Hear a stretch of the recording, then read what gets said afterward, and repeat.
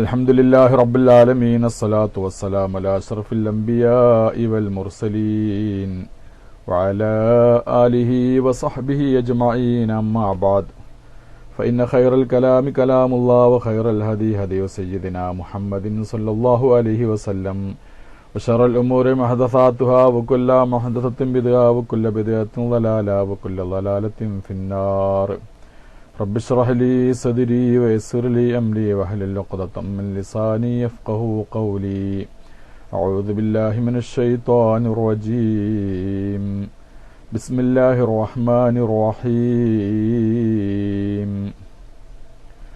خذ العفو وأمر بالعرف وأعرض عن الجاهلين وَإِمَّا يَنزَغَنَّكَ مِنَ الشَّيْطَانِ نَزْغٌ فَاسْتَعِذْ بِاللَّهِ إِنَّهُ سَمِيعٌ عَلِيمٌ صدق الله العلي العظيم. സഹോദരന്മാരെ,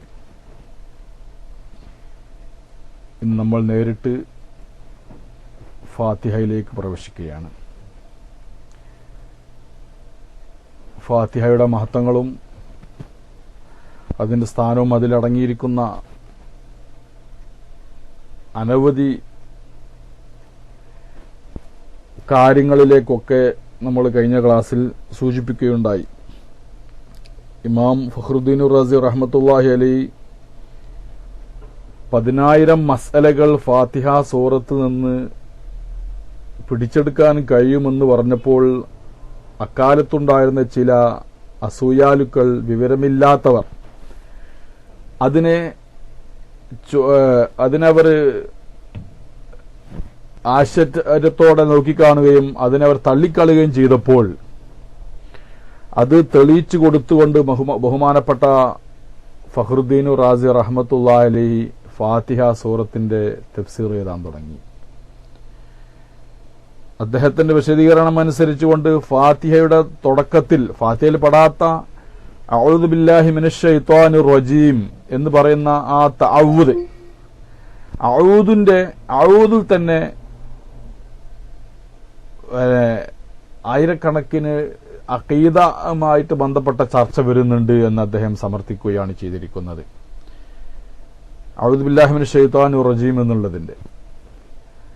അപ്പോൾ അതാണ് പരിശുദ്ധ ഖുർആൻ. അതിന്റെ അർത്ഥങ്ങൾക്ക് അറ്റമില്ല. ലഹാ മആനിൻ കമൗജിൽ ബഹരി ഫി മദദിൻ വഫൗക ജൗഹരിഹി ഫിൽ ഹുസ്നി വൽ ഖിയമി. പരിശുദ്ധ ഖുർആന്റെ അർത്ഥങ്ങൾക്ക് അറ്റമില്ല. അത് സമുദ്ര തിരമാലകളെ പോലെയാണ് എന്നാണ് മഹാനായ ഇമാം ബൂസിരി റഹ്മത്തുള്ളാഹി അലൈഹി പറഞ്ഞത്. അപ്പോൾ സഹോദരന്മാരെ, നമ്മൾ ഫാത്തിഹയിലേക്ക് കടക്കുക. ആദ്യമായിട്ട് സൂറത്തുൽ ഫാത്തിഹ. ബിസ്മില്ലാഹിർ റഹ്മാനിർ റഹീം. അഊദു ബില്ലാഹി മിനശ് ശൈത്വാനിർ റജീം. ബിസ്മില്ലാഹിർ റഹ്മാനിർ റഹീം. സൂറത്തുൽ ഫാത്തിഹ. സൂറത്തുൽ ഫാത്തിഹ എന്ന് പറഞ്ഞപ്പോൾ എന്താണ് ഈ സൂറത്തുകൾ? സൂറത്ത് എന്ന് പറഞ്ഞാൽ എന്ത്? ആയത്ത് എന്ന് പറഞ്ഞാൽ എന്താണ്? ആദ്യം ഒന്ന് വിശദീകരിക്കണമല്ലോ. എന്താണ് സൂറത്ത് എന്ന് പറഞ്ഞാൽ? അതിന്റെ സൂറത്ത് എന്ന് പറയുന്നത് അത് ഖുർആന്റെ ഒരു സാങ്കേതിക പ്രയോഗമാണ്. അത് അധ്യായം എന്ന് പറയാം. എന്താണ് സൂറത്ത് എന്ന് പറഞ്ഞാൽ നമ്മൾ വ്യക്തമായി ചോദിച്ചാൽ നിരവധി ആയത്തുകൾ, ഒന്നിലധികം ആയത്തുകൾ ഉൾക്കൊള്ളുന്ന ഒരു അധ്യായം അതിനിക്കാകുന്നു എന്തെന്ന് പറയാം, ഒരു കൂട്ടം, ഒരു യൂണിറ്റ്, ഇതിനാകുന്നു സൂറത്ത് എന്ന് പറയുന്നത്. മനസ്സിലായില്ലേ? നിരവധി ആയത്തുകൾ, ചുരുങ്ങിയത് 2-3 ആയത്തുകളൊക്കെ ഉണ്ടാകും. അതാണ്. അതായത് അത്താബീർ അനിൽ വഹദത്തില്ലത്തി തളുമു അദദൻ മിനൽ ആയാത്തുൽ കരീമ. പരിശുദ്ധമായ ആയത്തുകളിൽ നിന്ന് ഒന്നിലധികം ആയത്തുകൾ ഉൾക്കൊള്ളിച്ചുകൊണ്ടായിരിക്കുന്ന ഒരു യൂണിറ്റ്, അതിനാണ് ആയത്ത് എന്ന് പറയുന്നത്. പരിശുദ്ധ ഖുർആനിൽ ആയത്ത് എന്നുള്ളതിന്റെ ഏകവചനമായിട്ട് ആയത്തല്ലല്ലോ, സൂറത്ത്.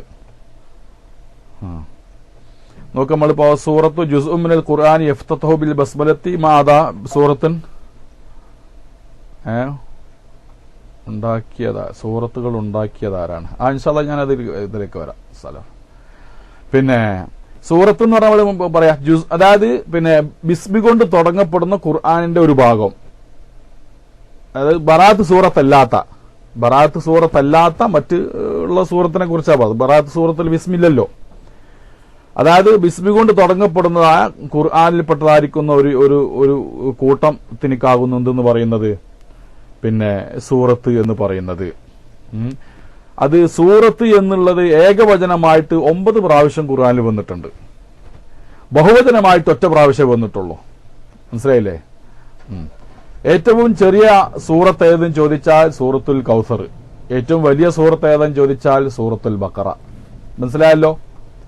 ഒന്നിലധികം ആയത്ത് ഉൾക്കൊള്ളുന്നതായ ബിസ്മി കൊണ്ട് തുടങ്ങപ്പെട്ടതായിരിക്കുന്ന ഒരു കൂട്ടം പിന്നെ എന്താകുന്നു? ഖുർആനിക്കാകുന്നു സൂറത്ത് എന്ന് പറയുന്നത്. അത് ബഹുവചനമായിട്ട് 1 പ്രാവശ്യവും ഏകവചനമായിട്ട് 9 പ്രാവശ്യവും ഖുർആനിൽ അതിന്റെ പരാമർശം വന്നിട്ടുണ്ട്. അധ്യായം എന്ന് നമുക്ക് എന്ത് പറയാം? മലയാളത്തിൽ അതിനെ വിശദീകരിക്കാം ചുരുക്കത്തിൽ. ആയത്ത് എന്ന് പറഞ്ഞാലോ, ആയത്ത് എന്ന് പറഞ്ഞാല് പിന്നെ ദൃഷ്ടാന്തം എന്നൊക്കെ അതിനർത്ഥമുണ്ട്. പിന്നെ പ്രവാചകന്മാരെ മുജിസത്തിനെ കുറിച്ചും ആയത്ത് എന്ന് ഖുർആനിൽ വന്നിട്ടുണ്ട്. ആയാത്തുകൾ എന്ന് വന്നിട്ടുണ്ട്. ഇവിടെ ഉദ്ദേശിക്കുന്നത് എന്താണ്? ഒരു പിന്നെ നിശ്ചിത ഖുർആനിൽപ്പെട്ടായിരിക്കുന്ന ചില ഭാഗങ്ങൾ, വരികൾ, ഖണ്ഡിക എന്നൊക്കെ പറയാം. ഔ ഫസലൻ, ഖണ്ഡിക, പിന്നെ അല്ലെങ്കിൽ പിന്നെ കൂട്ടങ്ങൾ എന്നൊക്കെ പറയാം. ആയാത്തുകൾ എന്ന് പറയുമ്പോൾ മനസ്സിലായില്ലേ? ഒരു ഭാഗം എന്നൊക്കെ അർത്ഥം. ഇനി നമുക്ക് സൂറത്തുകൾ, ഈ സൂറത്ത് എന്നുള്ളത് സൂറത്തിന്റെ പേരുകൾ, സൂറത്തിന്റെ പേരുകൾ പൂർണ്ണ വാചകം എന്ന് വേണമെങ്കിൽ പറയാം. ചിലപ്പം പൂർണ്ണ ആയിക്കോണമെന്നില്ല. ഏതായാലാട്ടെ, സൂക്തം എന്നാണ് പറയില്ല, സാധാരണ സൂക്തം. എന്താണ് സാധനം ചോദിച്ചാൽ പറയണല്ലോ ഇപ്പൊ നമ്മള്. അപ്പം ഫാത്തിഹ സൂറത്തുകൾ, അതുപോലെയുള്ള ആയിരിക്കുന്ന അൽ ബഖറ സൂറത്ത്, ആലിംറാൻ, മാഇദ, പിന്നെ ഏത് സൂറത്തുൽ ഫുസ്സിലത്ത് തുടങ്ങിയതായിരിക്കുന്ന സൂറത്തുകൾ. എന്താണ് ഈ സൂറത്തുകളൊക്കെ? അതിന് പേര് ആരാണ് വെച്ചിരിക്കുന്നത്? ഫാത്തിഹ സൂറത്തുക്ക് ഫാത്തിഹ എന്ന് വെച്ചത്, അൽ ബഖറക്ക് അൽ ബഖറ എന്ന് പേര് വെച്ചതാരാണ്? അത് അള്ളാഹുവിന്റെ റസൂൽ. തൗഖീഫിയാണത്. അത് പ്രവാചകൻ സല്ലല്ലാഹു അലൈഹി വസല്ലം കൂടെ നിർദ്ദേശപ്രകാരമാണ് ആ സൂറത്തുകൾക്ക് പേര് വന്നത്. എന്നാൽ ഈ സൂറത്തുകൾ മുസ്ഹഫിൽ പിന്നെ വെച്ചതാരാ, എഴുതിയതാരാ? നമ്മൾ ഓതുന്ന മുസ്ഹഫിലൊക്കെ ഉണ്ടല്ലോ അല്ലെ?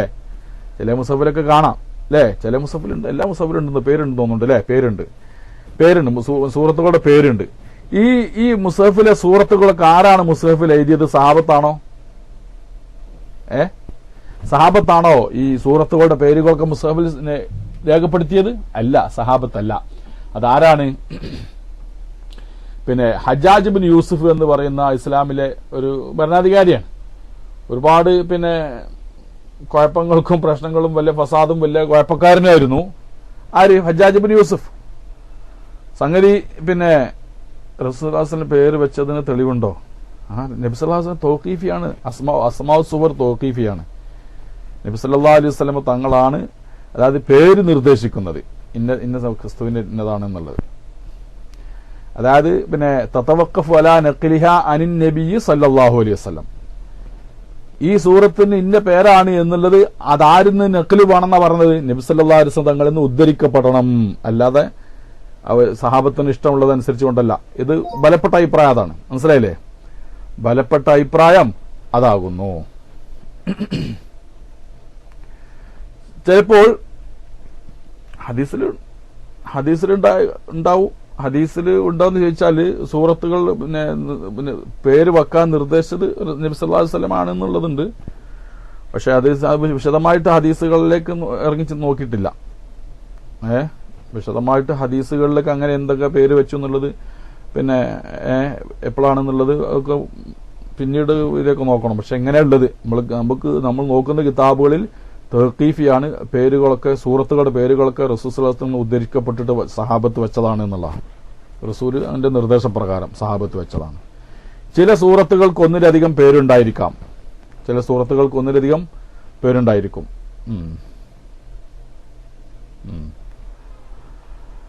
സൂറത്തുകളുടെ പേരാ ഒരു ബിദഅത്താന്ന് പറയുന്നത്. സൂറത്തുകളുടെ പേര് ബിദഅത്താണെന്നാ പറയുന്നത് വഹാബികള്. സൂറത്തുകളുടെ പേര് നബി സല്ലല്ലാഹു അലൈഹി വസല്ലം വെച്ചതല്ല എന്നാ പറയുന്നത്. അങ്ങനെയാണോ? കേട്ടിട്ടില്ല. അതെ, പറയണം. പിന്നെ നമുക്കിപ്പോ പറയാനുള്ളത്, വ്യക്തമായി പറയാനുള്ളത് ഏതാണ്? പിന്നെ ഖുർആനിലെ സൂറത്തുകളുടെ പേര് എഴുതിയത് അത് ബിദഅത്താണെന്നുള്ളൊരു സംശയമല്ലേ. ഏത് ബിദഅത്ത്? അവരുടെ വീക്ഷണത്തിൽ അത് പാടില്ലാത്തതാണ്. പക്ഷെ സാധാരണക്കാരായ ആളുകൾക്ക്, അതുപോലെ തന്നെ പിന്നെ ഓതാൻ അറിയാത്ത ആളുകൾക്കും അവർക്ക് ഉപകാരം എന്നുള്ളവർക്ക് അതിൽ എന്തിട്ടുണ്ട്, കുറെ കാര്യങ്ങൾ ചേർത്തിട്ടുണ്ട്. അവരുടെ ഭാഷയിൽ അതൊന്നും പാടില്ല, നരകത്ത് പോണ കാര്യമാണ്. ഏതായിരുന്നാലും ഇവിടെ പിന്നെ ഉഷർ, ആഷാറുകൾ, അസ്ബാകൾ, സുബുകൾ, ഉഷർ, സുബു എന്നുള്ള രൂപത്തിലൊക്കെ സ്ഥിരപ്പെടുത്തിയതുപോലെ തന്നെ അതുപോലെ ഹർക്കത്തും പുള്ളിയും അബി അസ്വദ് ദ്വാരിയുടെ കാലത്താണ്. പിന്നെ അതുപോലെ പിന്നെ ഹജ്ജാജിന്റെ കാലത്താണ് ഈ സൂറത്തുകളുടെ പേരുകൾ മുസ്ഹഫിൽ സ്ഥിരപ്പെടുത്തിയിരിക്കുന്നത്, സഹാബത്തല്ല എന്നർത്ഥം. പിന്നെ അപ്പൊ ആവശ്യം കഴിഞ്ഞു. അപ്പൊ എന്താണ് സൂറത്ത് എന്നുള്ളത് മനസ്സിലാക്കി, എന്താണ് ആയത്ത് എന്നുള്ളത് നാം മനസ്സിലാക്കി. ആ സൂറത്തുകളുടെ പേര് ആരിൽ നിന്നാണ്? അത് നബി സല്ലല്ലാഹു അലൈഹി വസല്ലം തങ്ങളുടെ നിർദ്ദേശപ്രകാരമാണ് സൂറത്തുകളുടെ പേര് നിർദ്ദേശിക്കപ്പെട്ടിരിക്കുന്നതെന്ന് മനസ്സിലാക്കി. അതേ അവസരത്തിൽ സൂറത്തുകൾ ഖുർആനിൽ സ്ഥിരപ്പെടുത്തിയത് സഹാബത്തല്ല ഹജ്ജാജ് ഇബ്നു യൂസുഫിന്റെ കാലഘട്ടത്തിലുള്ള പ്രവർത്തനമാകുന്നു എന്ന് നാം മനസ്സിലാക്കി. ഇനി സൂറത്തുൽ ഫാത്തിഹയുടെ അത് മക്കിയാണോ മദനിയാണോ എന്നുള്ള ചർച്ച കൂടി നമുക്ക് നോക്കാം. അത് മക്കി തന്നെയാണ്, സംശയമൊന്നുമില്ല. കാരണം മക്കി എന്ന് പറഞ്ഞാൽ നമ്മളെന്താ അവിടെ നേരത്തെ മുമ്പത്തെ ക്ലാസ്സിൽ നമ്മൾ പറഞ്ഞിരിക്കുന്നത്, മക്കിയായ സൂറത്ത് എന്ന് പറഞ്ഞാല് സമാന് കൊണ്ടും മക്കാന് കൊണ്ടും ഖിതാബ് കൊണ്ടിട്ടും എന്ത് വേർതിരിക്കാറുണ്ട്? സൂറത്ത് മക്കീനെയും മദനിനെയും വേർതിരിക്കാറുണ്ട്.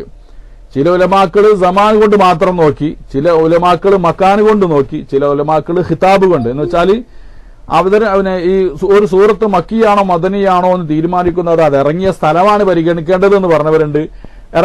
ഇറങ്ങുമ്പോൾ ഇറങ്ങിയ സമയമാണ് പരിഗണിക്കേണ്ടതെന്ന് പറഞ്ഞ ആളുകളുണ്ട്. ഇറങ്ങുന്ന ആ സൂറത്തിന്റെ ആയത്തിന്റെ അഭിസംബോധന ശൈലിയാണ് നോക്കേണ്ടത് എന്ന് പറഞ്ഞവരുണ്ട്. ഇത് മൂന്നും കൂടി ചേർത്തിട്ടും മക്കിയും മദനും കൂടി എന്താക്കിയിട്ടുണ്ട്, വേർതിരിച്ചവരുണ്ട്. അതാണ് ഏറ്റവും കൂടുതൽ നല്ല ഒരു ശൈലി, മൂന്നും കൂടെ നോക്കിയിട്ട്. ഏതല്ലാട്ടെ, പിന്നെ സൂറത്ത് ഫാത്തിഹ അത് നബി സല്ലല്ലാഹു നമ്മൾ ബലപ്പെടുത്തുന്ന അഭിപ്രായം ഏതാണ്? ഹിജ്റയുടെ മുമ്പ് ഇറങ്ങിയത് എന്താകുന്നു? മക്കിയെന്നും ഹിജ്റയ്ക്ക് ശേഷം അത് മക്കത്തിറങ്ങിയാലും അതിന് മദനി എന്നും പറയും. സ്ഥലമല്ല പരിഗണിക്കുന്നത്, സമയമാണ് എന്നർത്ഥം. മനസ്സിലായില്ലേ? അപ്പോ ആ നിലക്ക് നോക്കുമ്പോൾ ഫാത്തിഹ മക്കിയ സൂറത്താണ്. അതാണ് ബഹുഭൂരിപക്ഷം ഉലമാക്കളുടെയും അഭിപ്രായം. ഫാത്തിഹ പിന്നെ നബി സല്ലല്ലാഹു അലൈഹി വസല്ലമ തങ്ങൾക്ക് ഹിജ്റ പോകുന്നതിന് മുമ്പ് അവതരിച്ചിട്ടുണ്ട് എന്ന്. ചില മുജാഹിദിനെ പോലുള്ളതായിരുന്ന പിന്നെ മുജാഹിദ് എന്ന് പറഞ്ഞ ഒരു താബി പണ്ഡിതനാണ്. അദ്ദേഹത്തിന്റെ അഭിപ്രായം അനുസരിച്ച് മദനിയാണ് എന്ന് പറഞ്ഞിട്ടുണ്ട്. മദനി എന്ന് പറഞ്ഞാൽ ഹിജ്റ പോയതിന് ശേഷമാണ് ഫാത്തിഹ അവതരിച്ചത്. അപ്പൊ അവിടെ എന്താണ് പിന്നെ സംശയം വരുന്നുണ്ട്. അള്ളാഹുവിന്റെ റസൂൽ നിസ്കാരം ഫർളായത് മക്കത്ത് വെച്ചുകൊണ്ടാണല്ലോ, അല്ലേ? നിസ്കാരം ഫർളാക്കപ്പെട്ടിരിക്കുന്നത് മക്കത്ത് വെച്ചുകൊണ്ടാണ്. അപ്പൊ ഫാത്തിഹ മക്കത്ത് വെച്ചുകൊണ്ട് ഇറങ്ങിയിട്ടില്ലെങ്കിൽ നിസ്കാരത്തിലേക്ക് എന്താ ഓതിരുന്നത് എന്നൊരു ചോദ്യം വരൂലേ? സ്വാഭാവികമായിട്ടും വരും. നബി സല്ലല്ലാഹു അലൈഹി വസല്ലം തങ്ങൾക്ക് 5 വക്ത് നിസ്കാരം, ഉമ്മത്തുകൾക്ക് 5 വക്ത് നിസ്കാരം ഫർളാക്കിയത് മക്കയിലുള്ള സമയത്താണ്. അപ്പോൾ അന്ന് മുതൽ ഹിജ്റ പോകുന്നത് വരെ അള്ളാഹുവിന്റെ റസൂലും സഹാബത്തും നിസ്കരിച്ചിട്ടുണ്ട്. അപ്പൊ ഫാത്തിഹ മക്കത്ത് വെച്ചുകൊണ്ട് ഇറങ്ങിയിട്ടില്ലെങ്കിൽ ഈ ഹിജ്റ പോകുന്നതിന് മുന്നേ സഹാബത്തും നബിയൊക്കെ നിസ്കാരത്തിൽ എന്തായിരുന്നു ഓതിരുന്നത് എന്നൊരു ചോദ്യം അവശേഷിക്കുന്നുണ്ട്. അതുകൊണ്ട് അവിടെ എന്താണ് ഒരു പരിഹാരം കണ്ടിരിക്കുന്നത്? 2 പ്രാവശ്യം ഇതിന്റെ അവതരണം ഉണ്ടായിട്ടുണ്ട് എന്നുള്ളതാ. അതാണ് എന്ത് ചെയ്യാൻ ഉദ്ദേശിക്കുന്നത്? അതിനെ സംയോജിപ്പിച്ചുകൊണ്ട് 2 റിവായത്തിലും അങ്ങനെ ഉണ്ട്.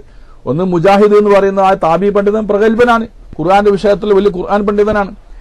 അവരുടെ അഭിപ്രായത്തില് പിന്നെ മദീനത്തും അത് ഇറങ്ങിയിട്ടുണ്ട് എന്ന് പറഞ്ഞാൽ അതിന്റെ ഉദ്ദേശം എന്താണെന്നാ മനസ്സിലാക്കേണ്ടത്? 2 പ്രാവശ്യം ഇതിന്റെ അവതരണം ഉണ്ടായിട്ടുണ്ട്. ഒന്നാമതായിട്ട് എപ്പോൾ തന്നെ മക്കത്ത് വെച്ചുകൊണ്ട് തന്നെയാണ് അതിന്റെ അവതരണം ഉണ്ടായിട്ടുള്ളത്. നബി സല്ലല്ലാഹു അലൈഹി വസല്ലമ തങ്ങള് പിന്നെ ഇങ്ങനെ ഒരു മലഞ്ചെരുവിലൂടെ, അതായത് ഇങ്ങനെ സഞ്ചരിക്കുകയായിരുന്നു, പുറത്തേക്ക് മക്കയിലൂടെ ഇങ്ങനെ സഞ്ചരിച്ചു കൊണ്ടിരിക്കുമ്പോ പിന്നെ ഒരു മലക്കിന്റെ ശബ്ദം കേൾക്കും, മുകളിൽ നിന്നൊരു ശബ്ദം കേൾക്കും. ഇസ്മഅ മുഹമ്മദ് എന്നുള്ള ശബ്ദം കേൾക്കുമ്പോ അല്ലാഹുവിന്റെ റസൂല് ആ ശബ്ദം കേട്ടാ റസൂല് ഓടും. റസൂല് പേടിച്ചുകൊണ്ട് ഓടിപ്പോവുക ചെയ്യുന്നത്. അപ്പൊ ഈ കാര്യം വറഖത്ത് ഇബ്നു നൗഫലിനോട് ഉണർത്തിയപ്പോൾ, അങ്ങനെ തഫ്സീറുൽ വാഹിദി എന്ന് പറയുന്ന ആ കിതാബിൽ ഈ ഫാത്തിഹ ഇറങ്ങാനുള്ള ഒരു കാരണം പറയുന്നുണ്ട്. ചിലർ പറയുന്നത് സൂറത്തുൽ ഫാത്തിഹക്ക് സബബുൻ നുസൂലില്ല. അത് ഞാൻ മനസ്സിലാക്കേണ്ട ഒരു കാര്യമാണ്. എല്ലാ പിന്നെ ആയത്തുകൾക്കും സബബുൻ നുസൂലുണ്ടോ? എല്ലാ ആയത്തുകൾക്കും എന്തില്ല? സബബുൻ നുസൂലില്ല. മനസ്സിലായില്ലേ? എല്ലാ ആയത്തുകൾക്കും സബബുൻ അവതരണ ഹേതു, അവതരണ പാശ്ചാത്തലം എല്ലാ ആയത്തുകൾക്കും ഇല്ല എന്നുള്ളത്, അതുപോലെ തന്നെ എല്ലാ സൂറത്തുകൾക്കും ഇല്ല എന്നുള്ളത് നാം മനസ്സിലാക്കേണ്ടതുണ്ട്. പിന്നെ 200-300 ആയത്തുകൾക്ക് 200-300 ആയത്തുകൾക്കാണ് കാര്യമായിട്ട് എന്തുള്ളത്? ശരിയായ രീതിയിലൂടെ അവതരണ പാശ്ചാത്തലമുള്ളത്. ബാക്കി എത്ര ആയത്തുകളുണ്ട് സഹോദരന്മാരെ? 5000 ചില്ലാനം ആയത്തുകളുണ്ട്, അല്ലെ 6000-ഓളം ആയത്തുകളുണ്ട്. മനസ്സിലായില്ലേ? ഈ ആയത്തുകൾക്കൊന്നും എന്തില്ല? സഹിഹായ റിപ്പോർട്ടിലൂടെ സ്ഥിരീകരിക്കപ്പെട്ടതായ അവതരണ പാശ്ചാത്തലങ്ങളില്ല. അപ്പൊ എല്ലാ ആയത്തിനും എല്ലാ ആയത്തുകൾക്കും സബബുൻ നുസൂലിൻ തെരഞ്ഞു നടക്കണ്ട, അത് ചോദിക്കാൻ ആരും മെനക്കെടുകയും വേണ്ട. അതാ പറഞ്ഞു വരുന്നത്. അപ്പൊ ഫാത്തിഹക്ക് സബബുൻ നുസൂൽ ഇല്ല എന്ന് പറഞ്ഞ ആളുകളുണ്ട്. ഏതായിട്ട് പക്ഷെ ചില ഉലമാ എന്ത് പറഞ്ഞിട്ടുണ്ട്? ഫാത്തിഹ ഇറങ്ങാനും ഒരു കാരണമുണ്ട്, ഒരു പാശ്ചാത്തലമുണ്ട്. എന്താണ് ആ പാശ്ചാത്തലം? ബഹുമാനപ്പെട്ട നബി സല്ലല്ലാഹു അലൈഹി വസല്ലം തങ്ങൾ മലക്കിന്റെ ശബ്ദം മുകളിൽ നിന്ന് കേൾക്കുമ്പോൾ ഓടുകയായിരുന്നു. പക്ഷേ ഈ വറഖത്ത് ഇബ്നു നൗഫലിന്റെ അടുക്കൽ ഈ വിഷയം കൂടി അന്ന് പറഞ്ഞു കൊടുത്തപ്പോൾ എന്ത് പറഞ്ഞു? ഓടരുത്, നിങ്ങളത് ശ്രവിക്കണം, നിന്ന് അവിടെ കേൾക്കേണ്ടതുണ്ട് എന്ന് പറയുകയുണ്ടായി. ആ മലക്കിന്റെ ശബ്ദം കേൾക്കുമ്പോൾ നിങ്ങൾ കേൾക്കണം, അത് ശ്രദ്ധിക്കണം എന്ന് പറഞ്ഞു. അങ്ങനെ അല്ലാഹുവിന്റെ റസൂല് മലക്കിനെ കേട്ടപ്പോൾ ഭയപ്പെടാതെ സ്ഥൈര്യമായിട്ട് നിന്ന് അവിടെ അത് ശ്രവിക്കുമ്പോൾ അത് അപ്പോൾ ഓതിക്കൊടുത്തതാണ് എന്തെന്ന് പറഞ്ഞാൽ പിന്നെ സൂറത്തുൽ ഫാത്തിഹ എന്ന ഒരു സബബുൻ നുസൂലായിട്ട് തഫ്സീറുൽ വാഹിദിലൊക്കെ കാണാൻ സാധിക്കുന്നുണ്ട്. ഏതായാലാവട്ടെ, അപ്പോ പിന്നെ സൂറത്തുൽ ഫാത്തിഹ മക്കിയാകുന്നു എന്നുള്ളതാണ് ബലപ്പെട്ട അഭിപ്രായം. അതന്നെയാണ് അതിന്റെ ശരിയും. മനസ്സിലായില്ലേ? പിന്നെ മദീനത്ത് ഇറങ്ങിയെന്ന് പറഞ്ഞത് എന്താണ്? അത് കിബില മാറ്റം ഉണ്ടായപ്പോൾ രണ്ടാമത് എന്ത് ചെയ്യുന്നുണ്ട്? കിബില മാറ്റം ഉണ്ടായപ്പോൾ നിസ്കാരം കൂടി എന്ത് ചെയ്യാണ്? മറ്റൊരു കിബിലയിലേക്ക്, അതായത് പഴയ കിബിലയിലേക്ക് തന്നെയാണ് എന്ത് ചെയ്തിരിക്കുന്നത്? മുസ്ലിങ്ങൾ എല്ലാവരും തിരിഞ്ഞ് നിസ്കരിക്കുന്നത്. അതുകൊണ്ട് അവിടെ ഒന്നുകൂടി എന്ത് ചെയ്ത് ആ സമയത്തിന്റെ അതിന്റെ ഒരു പ്രാധാന്യം പരിഗണിച്ചുകൊണ്ട് ഒന്നുകൂടി അവിടെ അവതരിച്ചു എന്നാണ് ഇതിനെ ജമ്മി ചെയ്തിരിക്കുന്നത്. അപ്പോ ഒന്നാമത് നിസ്കാരം ഫർലാക്കിയ സന്ദർഭത്തിൽ മക്കത്ത് വെച്ചുകൊണ്ട് അവതരിച്ചിരിക്കുന്നു എന്നുള്ള ബലപ്പെട്ട അഭിപ്രായം. മദീനത്ത് വെച്ചുകൊണ്ട് മറ്റൊരു പ്രാവശ്യം അത് ഖിബല മാറ്റമുണ്ടായപ്പോൾ മദീനത്ത് വെച്ചുകൊണ്ടും പരിശുദ്ധമായ ഫാത്തിഹ സൂറത്ത് അവതരിച്ചിട്ടുണ്ട് എന്നുള്ളതാണ് പിന്നെ ഇതിനെ സംയോജിപ്പിച്ചുകൊണ്ടുള്ള അഭിപ്രായം കൂടി നാം മനസ്സിലാക്കാം. പിന്നെ അപ്പൊ അത് കഴിഞ്ഞ് ഇനി നമ്മൾ എന്ത് ചെയ്യാം? ബിസ്മില്ലാഹിർ റഹ്മാനിർ റഹീം. നമ്മൾ പിന്നെ സൂറത്ത് ഫാത്തിഹ ഓതുന്നതിന് മുമ്പായിട്ട് നമ്മൾ എന്ത് ചെയ്യണം? അഊദ് ഓതേണ്ടതുണ്ട്, അല്ലേ? അഊദ് ഓതേണ്ടതുണ്ട്. പിന്നെ പരിശുദ്ധമായ ഖുർആനിലൂടെ അല്ലാഹു തആല പറഞ്ഞിട്ടുണ്ട്. എന്താ പറഞ്ഞിരിക്കുന്നത്? ഫഇദാ ഖറഅതൽ ഖുർആന ഫസ്തഇദ് ബില്ലാഹ്, അല്ലേ? ഫഇദാ ഖറഅതൽ ഖുർആന ഫസ്തഇദ് ബില്ലാഹി മിനശ് ശൈത്വാനിർ റജീം. ഇന്നഹു ലൈസ ലഹു സുൽത്താനുൻ അലല്ലദീന ആമനു വഅലാ റബ്ബിഹിം യതവക്കലൂൻ എന്നാണ്. പിന്നെ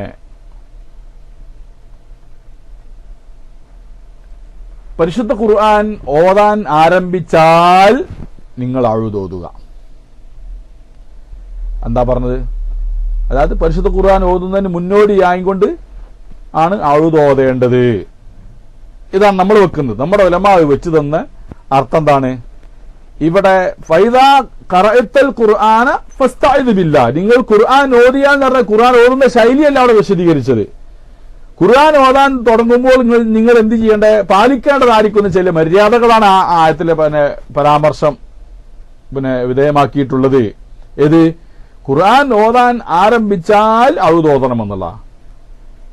ഇത് നേർക്കുനേർ അർത്ഥം വെച്ചിട്ട് ഫൈദാ ഖറഅത്തൽ ഖുർആൻ ഫസ്തഈദ് ബില്ലാഹ്, നിങ്ങൾ ഖുർആൻ ഓതിയാൽ എന്ന് അതിന്റെ ശരിയായ ആ അർത്ഥത്തിലൂടെ ആ പോയതനുസരിച്ചുകൊണ്ട് ചില ഉലമാ എന്ത് പറഞ്ഞിട്ടുണ്ട്, പരിശുദ്ധ ഖുർആൻ ഓതി കഴിഞ്ഞാൽ അഊദു ബില്ലാഹി മിനശ് ശൈത്വാനിർ റജീം എന്ന് പറയണമെന്ന് പറഞ്ഞിട്ടുണ്ട്. നോക്കണം സുഹൃത്തുക്കളെ, പരിശുദ്ധ ഖുർആൻ ഓതി കഴിഞ്ഞിട്ട് എന്താണ്? അപ്പൊ എന്താ, നമ്മൾ ഫാത്തിഹ ഓതുന്ന് വെച്ചോളൂ.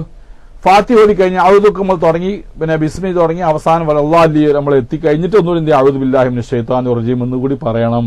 അതിന് വേണ്ടിയാണ് നമ്മൾ ഓടി കഴിഞ്ഞിട്ടുള്ള നമ്മൾ മനസ്സിൽ വരുന്നുണ്ട് ഒരു അഹന്ത ഉണ്ട്. ആ അഹന്ത ഒന്ന് പോയി കിട്ടാൻ വേണ്ടിയിട്ട് പിശാചിന്റെ നാശത്തിനെ തൊട്ടുകൊണ്ട് അവിടെ ഒന്നുകൂടി കാബലിനെ തേടൽ നല്ലതാണ്.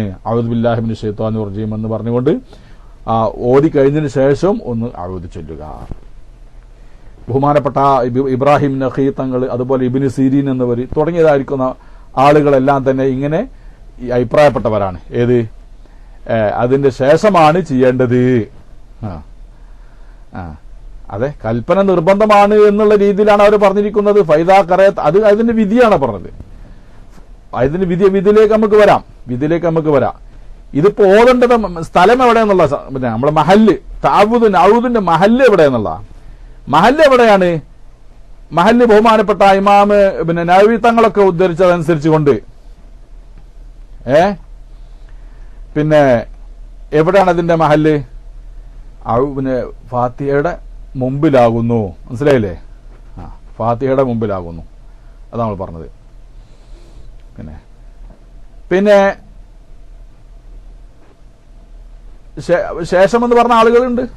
നമുക്കതിന് അങ്ങനെ തുടർന്ന് കുഴപ്പമൊന്നുമില്ല. ഏത്? നമ്മൾ ഖുർആനെ കോരി കഴിഞ്ഞിട്ടൊന്നും എന്ത് ചെയ്യുക, ഔദു ബില്ലാഹി മിനശ് ശൈത്വാനിർ റജീം എന്ന് നമ്മളെ നഫ്സ്, നമ്മളെ ശരീരത്തിന്റെ ഹൃദയത്തിലെ ഉജ്ബുണ്ടല്ലോ, ആ ഉജ്ബൊന്ന് നീങ്ങി കിട്ടാൻ വേണ്ടിയിട്ട് ഔദ് ഓതാ. പിന്നെ ഈ ഔദ് എന്ന് പറഞ്ഞ സഹോദരന്മാർ, അള്ളാഹുവിന്റെ നൂറ്, അള്ളാഹുവിന്റെ പ്രകാശം നമ്മുടെ ഹൃദയത്തിലേക്ക് ഇറങ്ങാൻ നമ്മൾ ഹൃദയത്തിന് അതിന് തുടച്ച് മിനിക്കുകയാണ്. പരിശുദ്ധ ഖുർആൻ ഓതുന്നതിന് മുന്നായിട്ട് ഔദ് ഓതുക എന്ന് പറഞ്ഞാൽ അള്ളാഹുവിന്റെ ആ നൂറ്, അള്ളാഹുവിന്റെ ആ പരിശുദ്ധ ഖുർആനാകുന്ന നൂറ് നമ്മുടെ ഹൃദയത്തിലേക്ക് ശരിക്കും വന്നിട്ട് ഇറങ്ങാൻ വേണ്ടിയിട്ട് പിശാചിന്റെ എല്ലാവിധ നാശത്തിനെ തൊട്ട് നാം കാബലിനെ തേടിയിട്ട് അള്ളാഹുവിലേക്ക് ഇൽത്തിജായ് ചെയ്യുകയാണ്.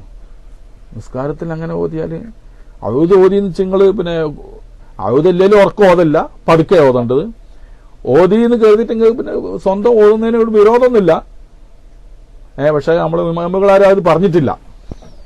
നമ്മൾ സാധാരണ ശേഷം ഓതിച്ചിട്ട് കുഴപ്പമൊന്നുമില്ല, ഓതുന്നതിന് വിരോധമില്ല. പക്ഷെ എന്ത് ചെയ്യാൻ പാടില്ല, അത് ഉറക്കം ഏതായാലും പാടില്ല കേട്ടോ. അപ്പൊ ആ ഇമാമുകൾ പറഞ്ഞതിന് നമ്മൾ എന്ത് ചെയ്തിട്ടുകൊണ്ട് ഇതിനെ പിന്തുണച്ചുകൊണ്ട് അങ്ങനെ ചെയ്യുന്ന വിരോധമൊന്നുമില്ല. പക്ഷേ പിന്നെ അതിന്റെ മഹല്ലെപ്പോഴാണ് മഹാന്മാർ പറയുന്നു, അത് വസ്വാസ് തട്ടിപ്പോവാൻ വേണ്ടിയാണ്. ഹൃദയത്തിൽ നിന്ന് വസ്വാസ് തട്ടിപ്പോകാൻ വേണ്ടിയാണ് എന്ത് നിശ്ചയിച്ചിരിക്കുന്നത്, പിന്നെ ഔദ് നിശ്ചയിച്ചിരിക്കുന്നതാ. അന്നൽ ഇസ്തിആദത ലിദഫ്ഇൽ വസ്വാസി ഫിഹാ ഇന്നമാ തകൂനു ഖബ്ല തിലാവത്തി. വസ്വാസ് തട്ടാൻ വേണ്ടി ആയതുകൊണ്ട് തന്നെ ഔദ് ഓതുന്നതിന് മുമ്പാണ് അങ്ങനെ വെക്കേണ്ടത്. അതാണ് നമ്മുടെ ഇമാമുകളൊക്കെ അതിനെ വിശദീകരിച്ച് പറഞ്ഞിരിക്കുന്നത്. എന്താണ്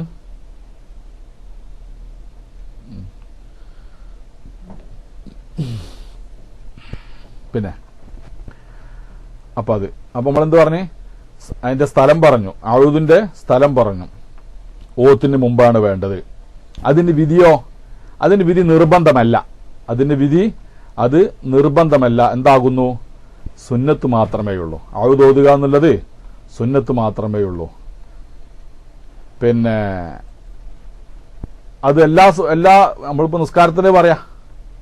നിസ്കാരത്തിന്റെ പറയുമ്പോൾ നിസ്കാരത്തില് ഇമാം ഷാഫി റഹ്മത്തുള്ളാഹിലേക്ക് ഒരു അഭിപ്രായം അനുസരിച്ചുകൊണ്ട് ആദ്യത്തെ റക്അത്തിൽ മാത്രമേ ഔദ് ഓതേണ്ടതുള്ളൂ. പക്ഷെ ഷറഹുൽ മുഹദ്ദിബിലൊക്കെ ഇമാമൊക്കെ പറഞ്ഞിരിക്കുന്നത് എന്തെന്നെയാണ്, പിന്നെ എല്ലാ സൂറത്തിലും ഔദ് ഓതൽ സുന്നത്തുണ്ട് എന്നുള്ളത് തന്നെയാണ്.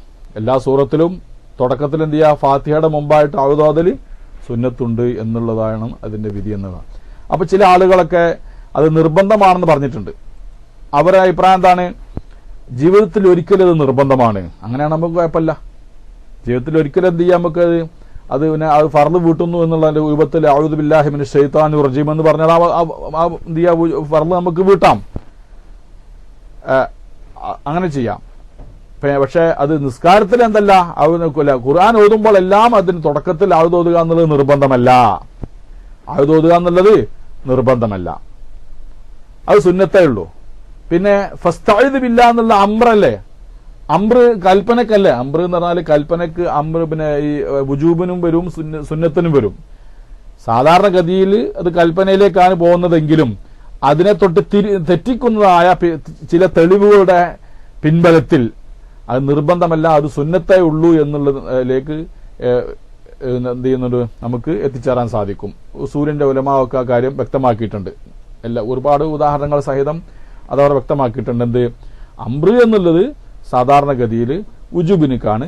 പക്ഷേ വുജൂബിനെ തൊട്ട് തെറ്റിക്കുന്നതായ തെളിവുകളുണ്ടെങ്കിൽ, സാഹചര്യ തെളിവുകളുണ്ടെങ്കിൽ അത് സുന്നത്തായിട്ട് വരും. ആ നിലക്ക് നോക്കുമ്പോൾ നമ്മൾ ഇവിടെ എന്താ പറയുന്നത്, അഊദ് ഓതുക എന്നുള്ളത് എന്താകുന്നു, സുന്നത്തേ ഉള്ളൂ. അത് എല്ലാ റക്അത്തിലും ഓതലും സുന്നത്ത് തന്നെയാകുന്നു എന്നുള്ളതാണ്. പിന്നെ അപ്പോൾ അതിന്റെ പിന്നെ വിധി പറഞ്ഞു, അതിന്റെ സ്ഥലവും നമ്മൾ പറഞ്ഞു. മാലിക്കി മദ്ഹബില് പിന്നെ അവര് അഊദ് ഓതുക തന്നെയല്ല, ഒരു തറാവീഹിന്റെ സമയത്ത് പിന്നെ ഖിയാമ് ലൈലൊക്കെ ഉണ്ടല്ലോ, തറാവീഹ് സ്കരിക്കുമ്പോൾ ഓതാൻ ആരംഭിച്ചാൽ അഊദ് ഓതാറുണ്ട് എന്ന് അവർ കിതാബിലേക്ക് കാണുന്നുള്ളൂ. അവർ അഊദ് തീരെ ഓതുകയില്ല എന്നുള്ളതാണ്. അങ്ങനെയാണ് കാണാൻ കഴിയുന്നത്. പിന്നെ ഇബ്നു സീരീൻ ഇദാ തഅവദ മറത്തൻ വാഹിദത്തൻ ഫി ഉംരിഹി ഫഖദ് കഫാ ഫി ഇസ്ഖാത്തിൽ വുജൂബ്. ഇബ്നു സീരീൻ എന്നവർ പറയാണ്, ജീവിതത്തിൽ ഒരിക്കൽ ഒരാൾ അഊദ് ഓതിക്കഴിഞ്ഞാൽ എന്തായി തീർന്ന്, വാജിബ് ഒഴിവായി കഴിഞ്ഞു. എന്നാൽ പിന്നെ നിർബന്ധമാണെന്ന് പറഞ്ഞ ആളുകൾ അതിൽപ്പെട്ട ഒരാളാണ് ആര്, പിന്നെ അതാ ഇബ്നു അബി റബാഹ് എന്ന് പറയുന്ന മഹാനായ താബി പണ്ഡിതനാണ് അദ്ദേഹം ആയത്തിന്റെ ബാഹ്യം ഫസ്തഇദ് എന്ന് പറയുന്നതായ ആയത്തിന്റെ ബാഹ്യം പിടിച്ചിട്ടാണ് അത് നിർബന്ധമാണെന്ന് പറഞ്ഞിരിക്കുന്നത്. മാത്രമല്ല അള്ളാഹുവിന്റെ റസൂൽ സ്ഥിരമായിട്ട് അത് ഓതിയിരുന്നു എന്ന് തെളിവ് പറയുന്നുണ്ട്. അതിന് വേറെ ചില ആളുകൾ എന്താ പറയുന്നത്, റസൂലുള്ളാഹിക്ക് മാത്രം എന്തായിരുന്നു വാജിബായിരുന്നു, ഉമ്മത്തിന് അതൊന്നല്ല വാജിബല്ല. അതുകൊണ്ടാണ് റസൂൽ കരീം സല്ലല്ലാഹു അലൈഹി വസല്ലം അത് സ്ഥിരമാക്കി പോന്നിരുന്നത് എന്ന് നമുക്ക് കാണാൻ സാധിക്കുന്നതാണ്. ഏതായാലാവട്ടെ, അപ്പം അത് സുന്നത്താണ് എന്നുള്ളതിനാണ് ബഹുഭൂരിപക്ഷം സഹാബത്ത്, താബീങ്ങള്, അവർക്ക് ശേഷമുള്ളതായിരിക്കുന്ന മഹാന്മാരായിരിക്കുന്ന ആളുകളെല്ലാം തന്നെ ഔദ് ഓതൽ സുന്നത്താണ് എന്ന് പറഞ്ഞവരാണ്. അതിൽപ്പെട്ടവരാണ് അബൂ ഹുറൈറ റളിയല്ലാഹു അൻഹു, ഇബ്നു ഉമർ റളിയല്ലാഹു തആല അൻഹു, അതാബിന് പിന്നെ താബീങ്ങളിൽപ്പെട്ട അതാബിൻ അബി റബാഹ്, ഹസൻ അൽ ബിസ്രി, ഇബ്നു സീരീൻ, നഖഈ വൽ ഔസാഇ വ സൗരി വ അബൂ ഹനീഫ എന്നിവരൊക്കെ തന്നെ. വസായിർ അസ്ഹാബ് റൈ വ അഹ്മദ് വ ഇസ്ഹാഖ് വ ദാവൂദ്. അപ്പോൾ ഹനഫി മദ്ഹബിലും ഹംബലി മദ്ഹബിലും ഷാഫി മദ്ഹബിലും ഒക്കെ തന്നെ എന്താകുന്നത്, സുന്നത്താകുന്നു. എന്നാൽ മാലിക്കി മദ്ഹബിൽ ഔദ് ഓതുക എന്നുള്ളത് അവർ സുന്നത്തില്ല. മനസ്സിലായില്ലേ? ലാ തഅബുദു അസ്ലൻ, അവർ പിന്നെ തീരെ തന്നെ ഔദ് ഓതില്ല എന്നുള്ളത്. ഈ റമദാനിൽ മാത്രമേ അവർ ഓതുള്ളൂ എന്നുള്ള പറയുന്നത്. ഏതായിരുന്നാലും പിന്നെ അതിന്റെ വിഷയങ്ങൾ കഴിഞ്ഞു. അപ്പൊ അതെങ്ങനെയാണ് ഇനി അതിന്റെ രൂപം എങ്ങനെയാണ് നമ്മൾ എന്ത് ചെയ്യേണ്ടത്, ഔദ് ഓതേണ്ടത്? പല രൂപങ്ങളും ഉണ്ട്, മനസ്സിലായില്ലേ? എന്നാൽ ഏറ്റവും പിന്നെ നല്ല രൂപം നമ്മുടെ മദ്ഹബ് അനുസരിച്ച് കൊണ്ട് അഊദു ബില്ലാഹി മിനശ് ശൈത്വാനിർ റജീം എന്ന് തന്നെ പറയാം. നമ്മൾ സാധാരണ ഓതി പഠിച്ചതും ആ ശൈലിയിൽ തന്നെ അല്ലേ, അഊദു ബില്ലാഹി മിനശ് ശൈത്വാനിർ റജീം എന്ന്. അതാണ് ബഹുഭൂരിപക്ഷം പണ്ഡിതന്മാരും അഭിപ്രായപ്പെട്ടിരിക്കുന്നത്. പിന്നെ എന്നാൽ ഖാദി അബൂ തയ്യിബ് സൗരിയൊക്കെ പറയുന്നതാണ് ഇസ്തഹബു യഖൂല അഊദു ബില്ലാഹി മിനശ് ശൈത്വാനിർ റജീം ഇന്നല്ലാഹു ഹുവസ് സമീഉൽ അലീം എന്ന് കൂടി പറയൽ സുന്നത്തുണ്ട് എന്ന്. ഏത് അഊദു ബില്ലാഹി മിനശ് ശൈത്വാനിർ റജീം എന്നുള്ള പറഞ്ഞതിന് ശേഷം ഏതും കൂടി പറയാ, ഇന്നല്ലാഹു ഹുവസ് സമീഉൽ അലീം എന്ന് പറയൽ നല്ലതാണ് എന്ന് പറയുന്നു. എന്നാൽ മറ്റു ചിലരുടെ അഭിപ്രായത്തിൽ ഔദു ബില്ലാഹി സമീഉൽ ആദ്യം ഔദു ബില്ലാഹി സമീഉൽ അലീം മിനശ് ശൈത്വാനിർ റജീം ഇന്നല്ലാഹു ഹുവസ് സമീഉൽ അലീം എന്ന് പറഞ്ഞ ആളുകളുണ്ട്.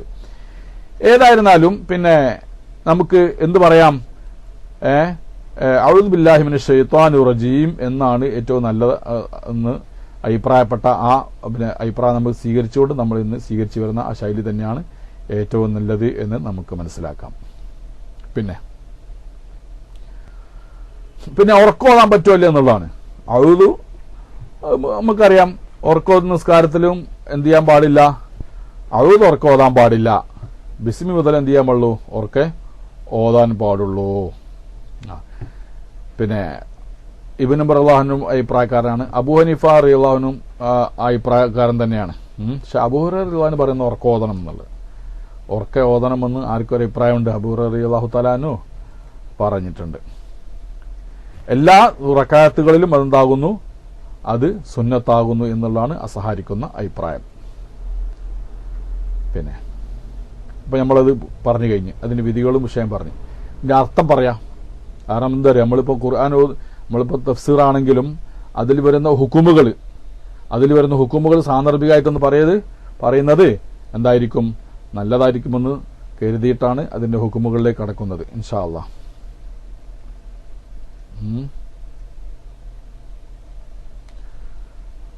നബി സല്ലല്ലാഹു അലൈഹി വസല്ലം ഉറക്ക ഓതരുതെന്ന് പറഞ്ഞിട്ടുണ്ടോ? നബി സല്ലല്ലാഹു അലൈഹി വസല്ലം ഉറക്ക ഓതിയിട്ടില്ല. നബി സല്ലല്ലാഹു അലൈഹി വസല്ലം ഉറക്ക ഓതിയിട്ടില്ല.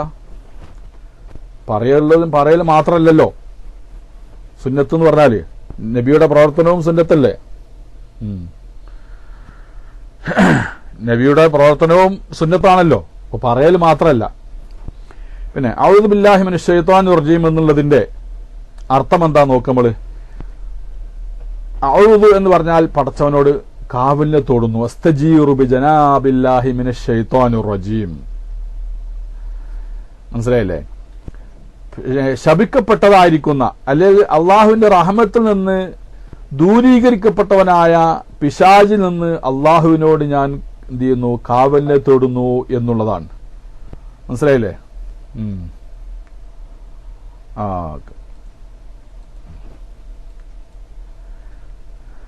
പിന്നെ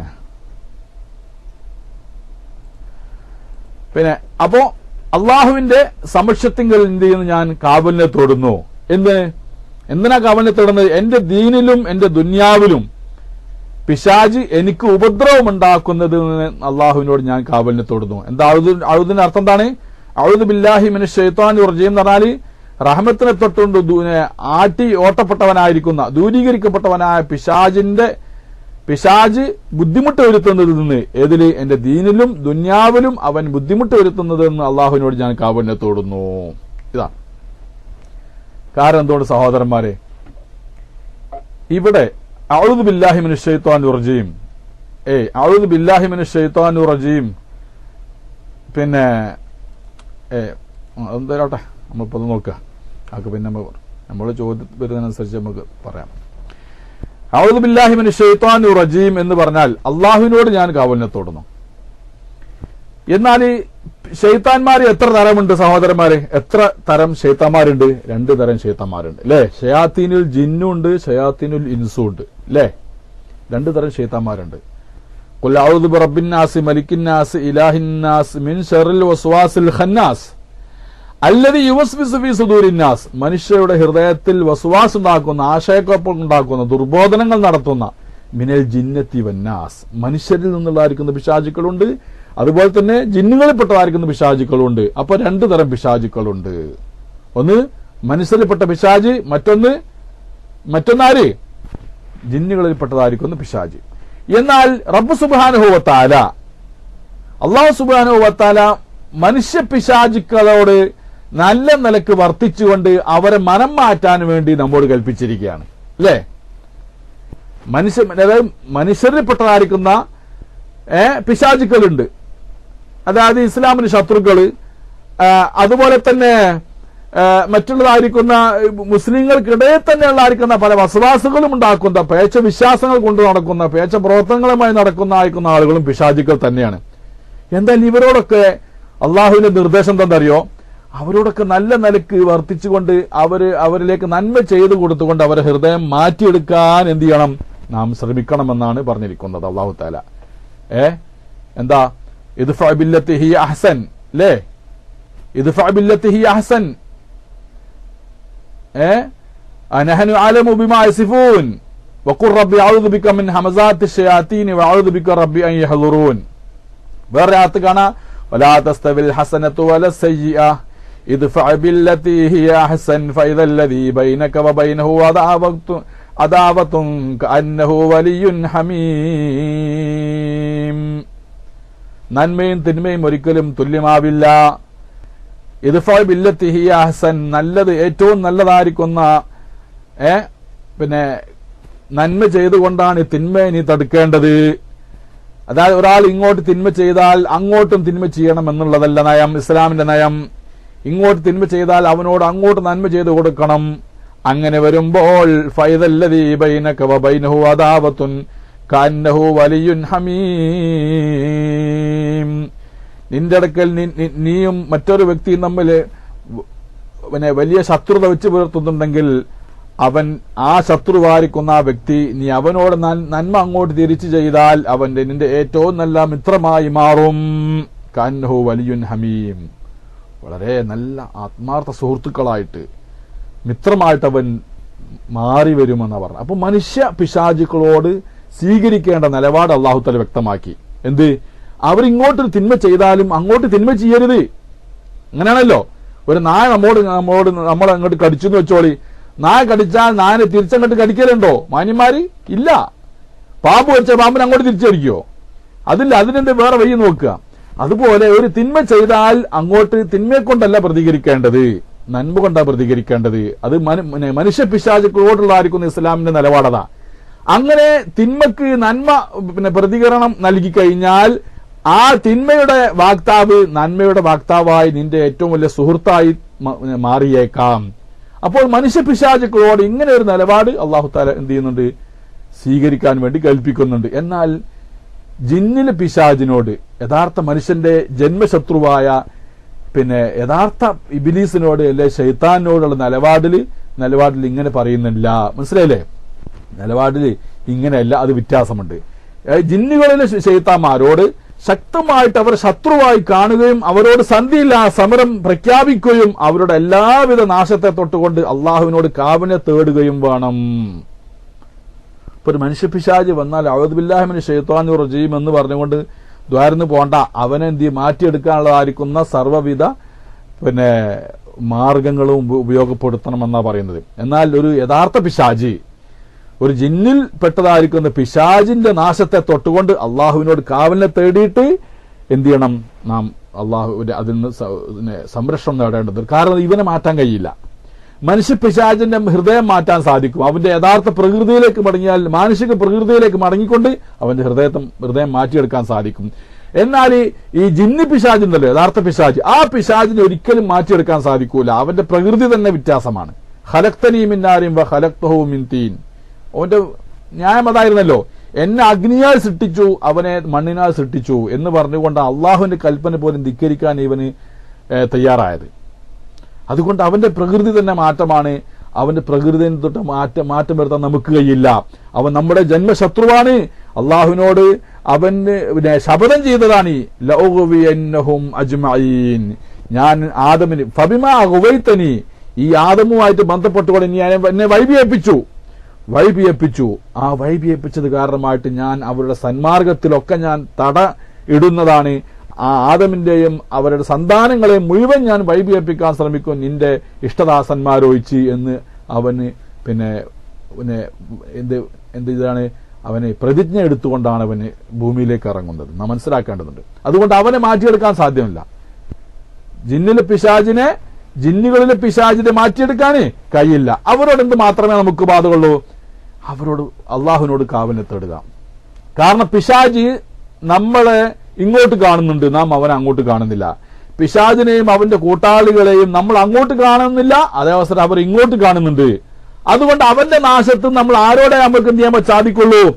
അവന്റെ നാശത്തുനിന്ന് അള്ളാഹു അവനെ കാണുകയും അവൻ അങ്ങോട്ട് കാണുകയും ചെയ്യാത്ത ഒരുത്തനോട് എന്ത് ചെയ്യുക? കാവലിനെ തേടുക. ഇമാം റാസി റഹ്മത്തുള്ളാഹിയിലേക്ക് തന്റെ തഫ്സീർ റാസിയിൽ ഈ കാര്യം വിശദീകരിച്ചിട്ടുണ്ട്. എങ്ങനെ?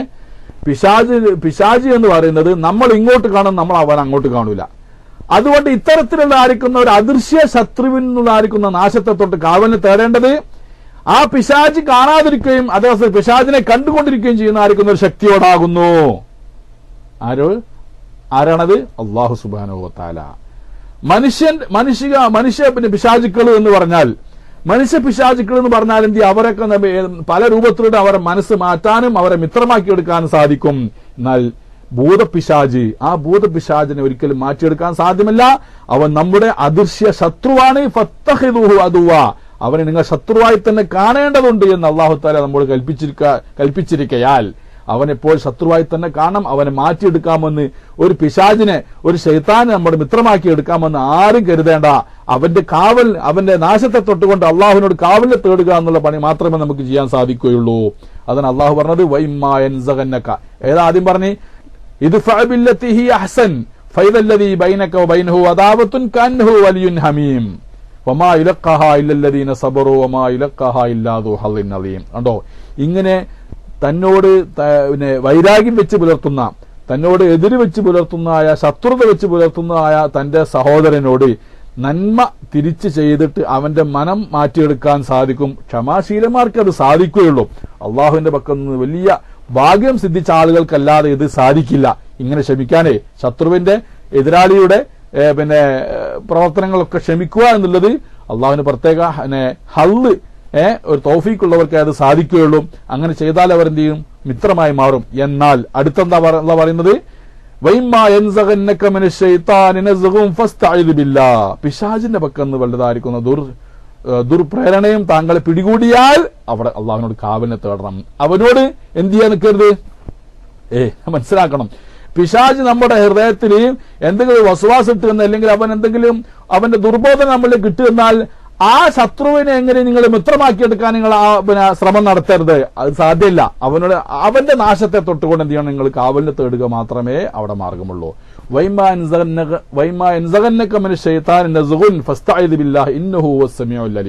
അല്ലാഹു തആല എല്ലാം അറിയുന്നവനും എല്ലാം കേൾക്കുന്നവനുമാകുന്നു.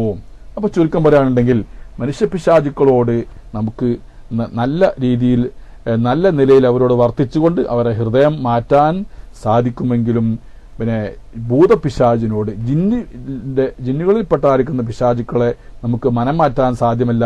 അവരെ നാം എപ്പോഴും ശത്രുക്കളായി കാണേണ്ടതും അവരുടെ നാശത്തിൽ നിന്ന് അള്ളാഹുവിനോട് സദാസമയവും കാവലിനെ തേടുകയും ചെയ്യേണ്ടതാകുന്നു എന്നാണ് നമുക്ക് മനസ്സിലാക്കാൻ സാധിക്കുന്നത്. അപ്പോൾ ആ വിഷയം കഴിഞ്ഞു. അപ്പോൾ അഊദിന്റെ സംബന്ധിച്ച് നമ്മൾ ഉദ്ദേശിച്ച ഭാഗങ്ങളിലെ ചർച്ച അവിടെ കഴിഞ്ഞു. അപ്പോൾ അഊദു ബില്ലാഹി മിനശ് ശൈത്വാനിർ റജീം. ആദ്യം തന്നെ ഫാത്തിഹന്റെ തുടക്കത്തിൽ നമ്മൾ അഊദ് ഓതണം. അഊദ് ഓതി നമ്മുടെ ഹൃദയത്തിനെ അള്ളാഹുവിന്റെ കലാമ് ഉരുവിടാനുള്ളായിരിക്കുന്ന പാകപ്പെടുത്തിയെടുക്കുക എന്നുള്ളതാണ് ഇതുകൊണ്ട് ഉദ്ദേശിക്കുന്നത്. അള്ളാഹുവിന്റെ കലാമ് നമ്മൾ ഹൃദയത്തിലേക്ക് ഇറക്കി വെക്കാൻ ഹൃദയം ആദ്യം ഒന്ന് ശുദ്ധീകരിക്കേണ്ടതുണ്ട്. അത് നമ്മൾ അഊദ് ഓതിക്കൊണ്ട് ഇബ്ലീസിന്റെ എല്ലാവിധ ഷെറുകളിൽ നിന്നും ഹൃദയത്തെ നാം ശുദ്ധീകരിച്ചെടുത്തിട്ട് അടുത്തതായിട്ട് അള്ളാഹുവിന്റെ ഖുർആൻ കലാമ് ഓതാൻ പോവുകയാണ്. ബിസ്മില്ലാഹിർ റഹ്മാനിർ റഹീം. റഹ്മാനു റഹീമുമായിരിക്കുന്ന അള്ളാഹുവിന്റെ പേരുകൊണ്ട് ബർക്കത്ത് സിദ്ധിച്ചുകൊണ്ട് ഞാനിതാ ഓതാൻ ആരംഭിക്കുന്നു. ബിസ്മിയുടെ ഏറ്റവും ചുരുങ്ങിയ അർത്ഥമാണത്. റഹ്മാനു റഹീം എന്ന് പറഞ്ഞാൽ ഇവിടെ എത്ര പേരുകളുണ്ട്? ബിസ്മില്ലാഹി, അള്ളാഹു എന്നുള്ള ഒരു നാമമുണ്ട്. അർ റഹ്മാൻ എന്ന് പറയുന്ന ഒരു നാമമുണ്ട്. അർ റഹീം എന്ന് പറയുന്ന ഒരു നാമമുണ്ട്. ഒന്ന് അള്ളാഹുവിന്റെ പേര്, മറ്റൊന്ന് അള്ളാഹുവിന്റെ ഗുണം. ഒന്ന് അള്ളാഹുവിന്റെ അലമ്, ഇസ്മ്, മറ്റുള്ളത് റഹ്മാൻ, റഹീം എന്നുള്ളതൊക്കെ അള്ളാഹുവിന്റെ ഗുണം, സിഫത്തുകൾ. അപ്പൊ നമ്മൾ നോക്കുക, ബിസ്മിയെ സംബന്ധിച്ചുകൊണ്ട് എല്ലാ തഫ്സീറിന്റെ ഗ്രന്ഥങ്ങളിലും ചർച്ച ചെയ്തിട്ടുണ്ട്. ബിസ്മി ഫാത്തിഹയിൽപ്പെട്ട ആയത്താണോ അല്ലയോ, അത് ഖുർആൻ അത് ഓതേണ്ടതുണ്ടോ ഓതേണ്ടതില്ലേ എന്നുള്ള ചർച്ച പഴയ കാലം മുതൽക്ക് എല്ലാ മുഫസ്സിറുകളും പറഞ്ഞു വരുന്ന ഒരു വിഷയമാണ്, നടത്തിക്കൊണ്ടുവരുന്ന വിഷയമാണ്. നോക്കുമ്പോൾ ബിസ്മി നമ്മുടെ ഷാഫി മദ്ഹബ് അനുസരിച്ചുകൊണ്ട് ബിസ്മി ഫാത്തിഹയിൽപ്പെട്ട ഒരു ആയത്താകുന്നു. മക്കയിലെ ഖുറാകൾ, കൂഫയിലെ ഖുറാകൾ, അവിടുത്തെ ഫുഖഹാ അബ്ദുല്ലാഹിബ്ൻ മുബാറക് തുടങ്ങിയതായിരിക്കുന്ന മഹാന്മാരൊക്കെ തന്നെ ഷാഫി ഇമാമിന്റെ അഭിപ്രായത്തെ അംഗീകരിക്കുന്നവരാണ്. എന്ന് പറഞ്ഞാൽ ബിസ്മി ഫാത്തിഹയിൽപ്പെട്ട ആയത്ത് തന്നെയാകുന്നു എന്നർത്ഥം. എന്നാൽ ബിസ്മി ഫാത്തിഹയിൽപ്പെട്ടതല്ല എന്ന് ചില ഉലമാവിന് അഭിപ്രായമുണ്ട്. ഏത്? മദീനയിലെ ഖുറാ, അതുപോലെ ബസറ, ഷാം, ഔസായി ഇമാം മാലിക് റഹിമഹുമുള്ള, അവർക്കൊക്കെ എന്താ പറയുന്നത്? ബിസ്മി ഫാത്തിഹയിൽപ്പെട്ടതല്ല, ബിസ്മി ഫാത്തിഹയിൽപ്പെട്ടതല്ല. പക്ഷെ നമുക്കാണ് തെളിവുകൾ കൂടുതലുള്ളത്. ന്യായവും തെളിവും നമ്മുടെ ഭാഗത്ത് തന്നെയാണ്.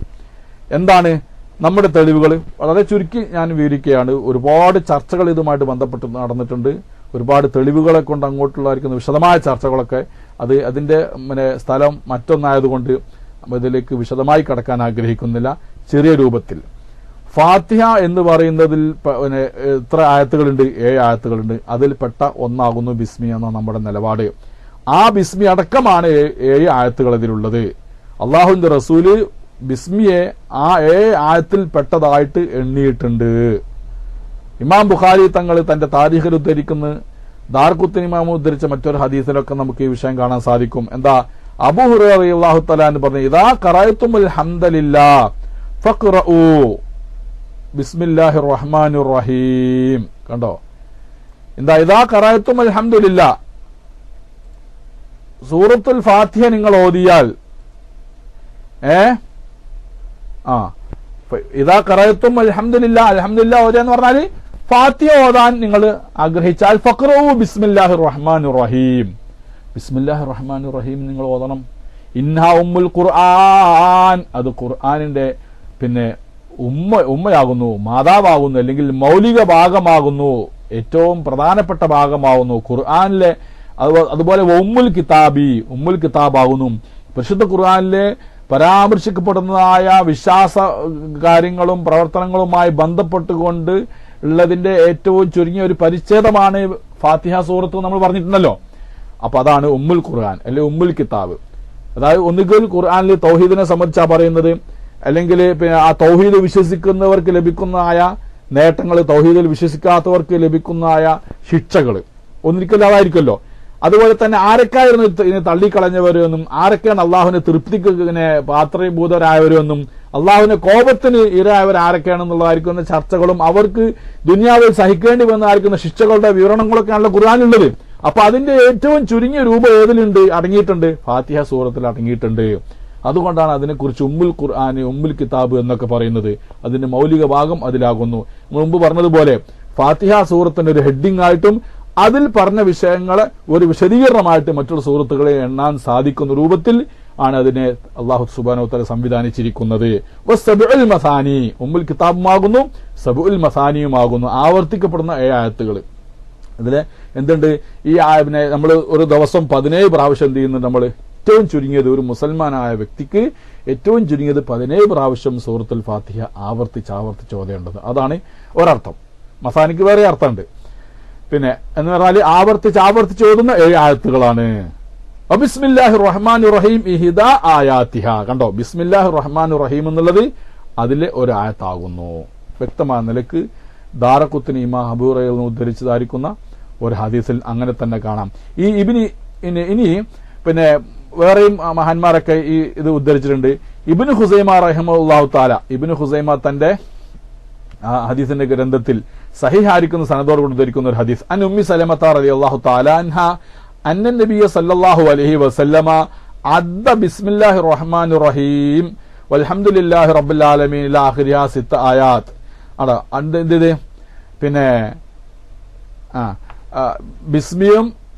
ബിസ്മി ഏതിനെ എണ്ണിയിട്ടുണ്ട്? ആ ഫാത്തിഹയുടെ അവസാനം വരെ എണ്ണിയിട്ട് അതിനെ മൊത്തത്തിൽ 7 ആയത്തായിട്ട് എണ്ണിയിട്ടുണ്ടെന്ന് വെച്ചാൽ ബിസ്മിയെ ഫാത്തിഹയിൽ എണ്ണിയിട്ടുണ്ട് എന്നാണ് അർത്ഥം.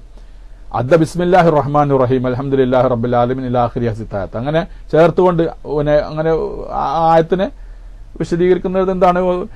ബിസ്മില്ലാഹിർ റഹ്മാനിർ റഹീം അൽഹംദുലില്ലാഹി റബ്ബിൽ ആലമീൻ കൂടെ ഒരു ആയത്താക്കാം. അല്ലെങ്കിൽ ഗൈറിൽ മഗ്ലൂബി അലൈഹിം വലദ്ദാലിൻ അൻഅംത അലൈഹിം സിറാത്തുൽ ലദീന അൻഅംത അലൈഹിം അവിടെ വെക്കാതെ എന്ത് ചെയ്യാ?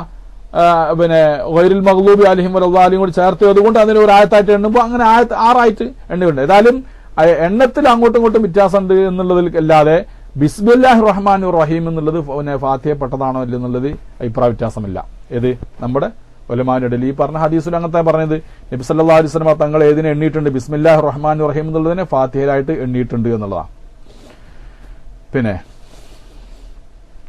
അതപ്പോ വേറെ തെളിവുകളൊക്കെ നിരവധി ഉണ്ട്.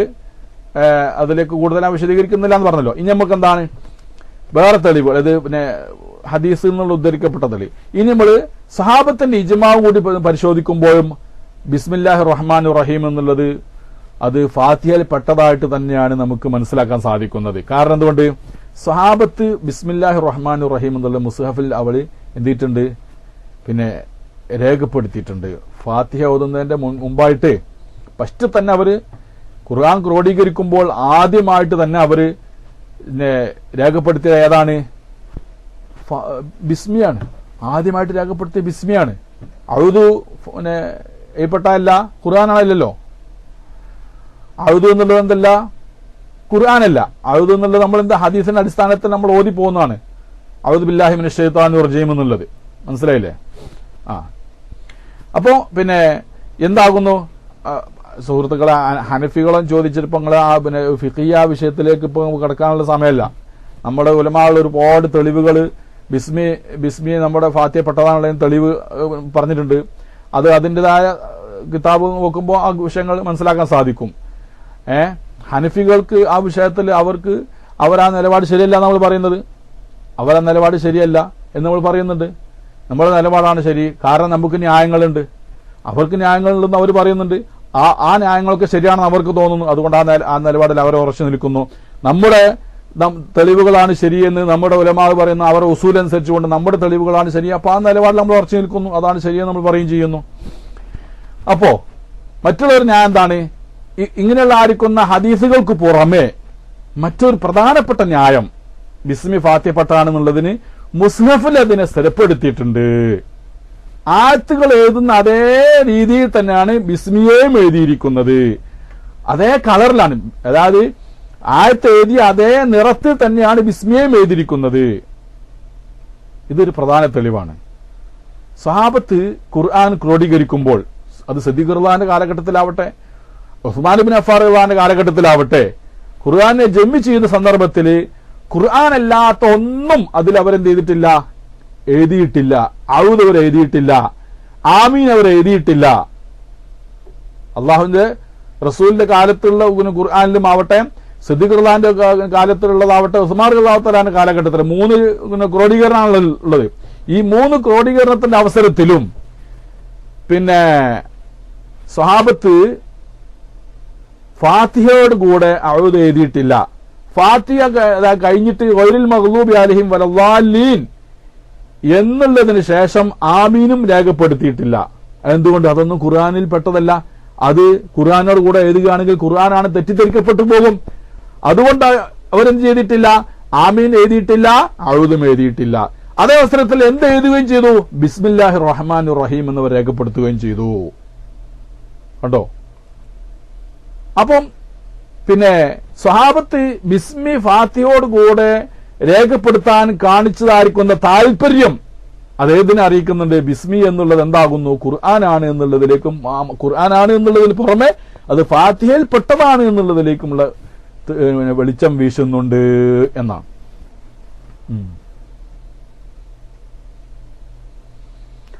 അതാകണ മദീനയിൽ പ്രിന്റ് ചെയ്യുന്ന മുസ്ഹഫിൽ ഫാത്തിഹയിൽ ബിസ്മിയുടെ നമ്പർ 1. അതന്നെ ബിസ്മിയുടെ നമ്പർ 1.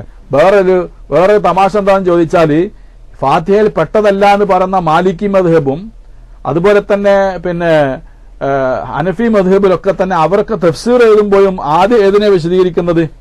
തഫ്സീർ എഴുതുമ്പോൾ ഫാത്തിഹയല്ല വിശദീകരിക്കുന്നത്. ഫാത്തിഹ വിശദീകരിക്കുമ്പോൾ ആദ്യമായിട്ട് ഏത് വിശദീകരിക്കുന്നുണ്ട്? ബിസ്മിയെ സംബന്ധിച്ച് വിശദീകരിക്കുന്നുണ്ട്.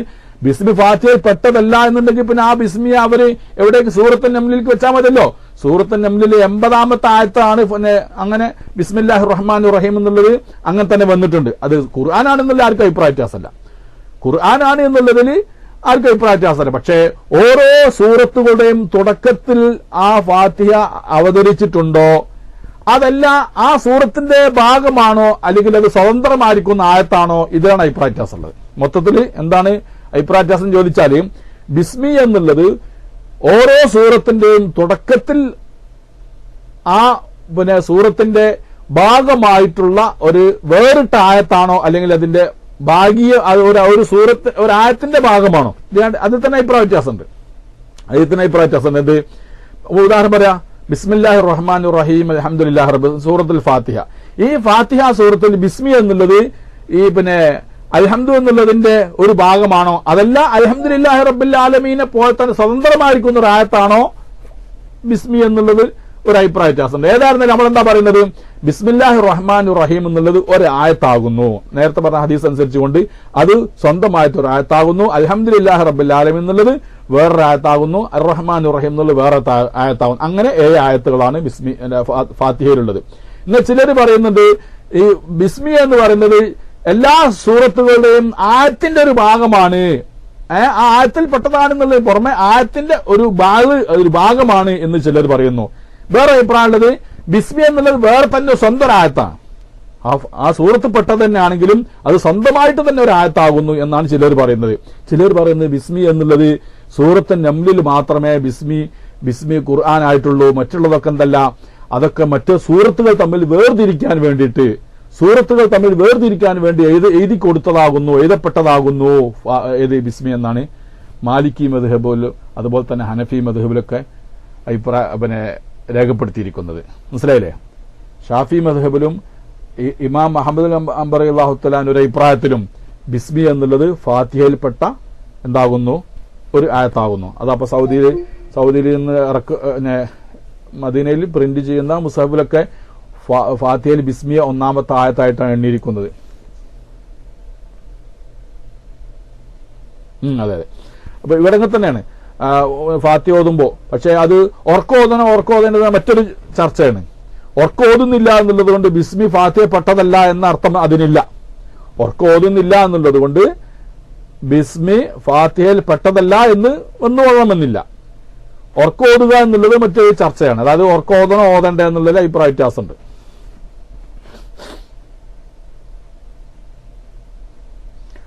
ഫാത്തിഹ പെട്ടതല്ല എന്ന അഭിപ്രായമുണ്ട്. അതന്നെ പറഞ്ഞ മാലിക്കികൾക്ക് അഭിപ്രായമുണ്ട്, അതുപോലെ തന്നെ ഹനഫികൾക്കും അഭിപ്രായമുണ്ട്. അവരെന്താ പറയുന്നത്? ബിസ്മി എന്നുള്ളതെന്നല്ല, ഫാത്തിഹയിൽ പെട്ടതല്ല, അതുകൊണ്ട് അവർ ഫാത്തിഹ ബിസ്മി ഓതൂല, അവര് ബിസ്മി ഓതില്ല. അവർക്ക് ഓതൽ സുന്നത്തുണ്ട്, പക്ഷെ മാലിക്കി മദ്ഹബിൽ ഒന്നില്ല എന്നാ പറഞ്ഞു. അവർ ഓതുന്നില്ല, മാലിക്കി മദ്ഹബിൽ ഓതുന്നില്ല. ഹനഫിക്ക് ഓതുന്നതിന് സുന്നത്തുണ്ട് എന്നുള്ള നിർബന്ധമല്ല. നമ്മളെന്താ പറയുന്നത്? നമ്മൾ ഫാത്തിഹ ബിസ്മി ഓതിയില്ലെങ്കിൽ ആ ഫാത്തിഹ ശരിയാവൂല. ഫാത്തിഹ ശരിയാവാൻ നിസ്കാരം ശരിയാവില്ല.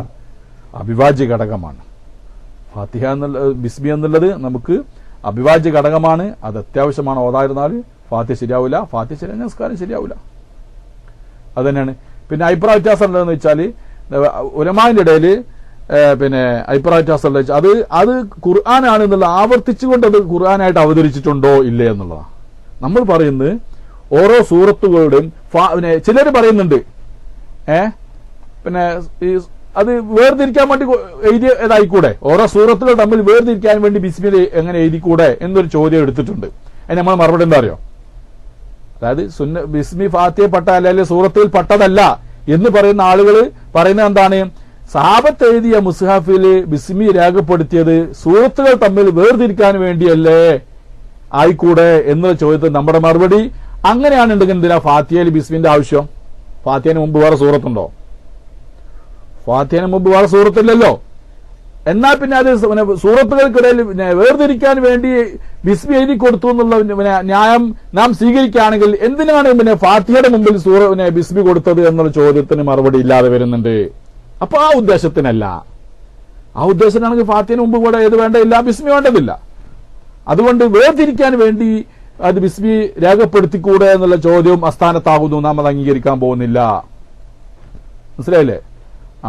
പിന്നെ നമ്മുടെ മറ്റൊരു തെളിവെന്നും ചോദിച്ചാൽ മുസ്ഹഫ് ഖുർആൻ ആയത്ത് എഴുതുന്ന അതേ ഹത്തിൽ തന്നെയാകുന്നു, അതേ എഴുത്ത് ആ ശൈലിയിൽ തന്നെ ആ നിറത്തിൽ തന്നെയാണ് ബിസ്മിയും സഹാബത്ത് എഴുതിയിരിക്കുന്നത്. അതാ. അപ്പോ ഫാത്തിഹയിൽ സഹാബത്ത് മുസ്ഹഫിൽ സഹാബത്ത് ഖുർആൻ അല്ലാത്ത ഒന്നും എഴുതരുത് എന്ന് നിർബന്ധം ബുദ്ധിയുള്ളതോടുകൂടെ തന്നെ ആ ഫാത്തിഹ സൂറത്തിലും അതുപോലുള്ള മറ്റു സൂറത്തിന്റെ തുടക്കത്തിലും സഹാബത്ത് ബിസ്മി ഖുർആൻ എഴുതുന്ന അതേ ശൈലിയിൽ അതേ നിറത്തിൽ തന്നെ എഴുതുകയും ചെയ്തിട്ടുണ്ട്. ഇതും നമ്മുടെ പ്രധാനപ്പെട്ട തെളിവാണ്. കാരണം മാ ബൈന ദഫത്തയിൽ കിതാബ്, ഈ രണ്ട് ചട്ടക്കൂടിന്റെ ഉള്ളിലുള്ളത് മുഴുവൻ ഖുർആനാണ് എന്നുള്ളതാണ്. അതുകൊണ്ട് അതിന്റെ ഇടയിലുള്ളത് എന്തോ ബിസ്മിയാണ്, അതും ഖുർആൻ തന്നെയാകുന്നു. ഓരോ സൂറത്തിന്റെ തുടക്കത്തിൽ ബിസ്മി ഉണ്ടെങ്കിൽ അതും ഇതാകുന്നു, ആ സൂറത്തിന്റെ ഭാഗം തന്നെയാകുന്നു എന്നുള്ളതാണ്. മനസ്സിലായില്ലേ? പിന്നെ ഇജ്മാഅ് എന്താണ്? ബിസ്മി ഖുർആനാണെന്നുള്ളത് ആർക്കും സംശയമൊന്നുമില്ല. അത് അതിലാർക്കും അഭിപ്രായ വ്യത്യാസം എന്തുകൊണ്ട് ഖുർആനിൽ സൂറത്ത് നംലിൽ വന്നിട്ടുണ്ട്.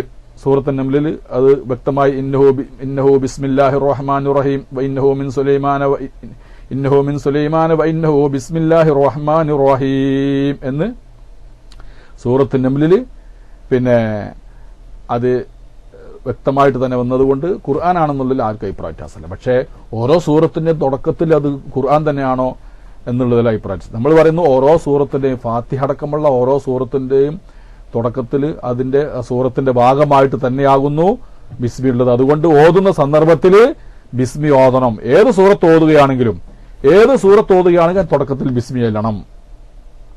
എന്നാലേ എന്താ സൂറത്തിന് പരിപൂർണ്ണം ലഭിക്കുള്ളൂ. ആമീൻ ആമീൻ എന്നുള്ളത് പിന്നെ ഖുർആനല്ല. ആമീൻ എന്നുള്ളത് ഖുർആനല്ല. എന്താണ് നബി സല്ലല്ലാഹു അലൈഹി വസല്ലമയുടെ നിർദ്ദേശപ്രകാരം അത് പിന്നെ വൈദാ ഖാല ഇമാമു വലല്ലാലിൻ ഖൂലു ആമീൻ. ഇമാമു വലല്ലാലിൻ പറഞ്ഞാൽ നിങ്ങൾ ആമീൻ പറഞ്ഞോളൂ എന്ന് പറഞ്ഞതിന്റെ പേരിൽ നമ്മൾ എന്ത് പറയുന്നു? നേരത്തെ നമ്മൾ ഔദ് ഓതുന്നത് പോലെ, ഫാത്തിഹയ്ക്ക് മുമ്പ് ഔദ് ഓതുന്നത് പോലെ അതിന്റെ അവസാനം ആമീൻ പറയുന്നു.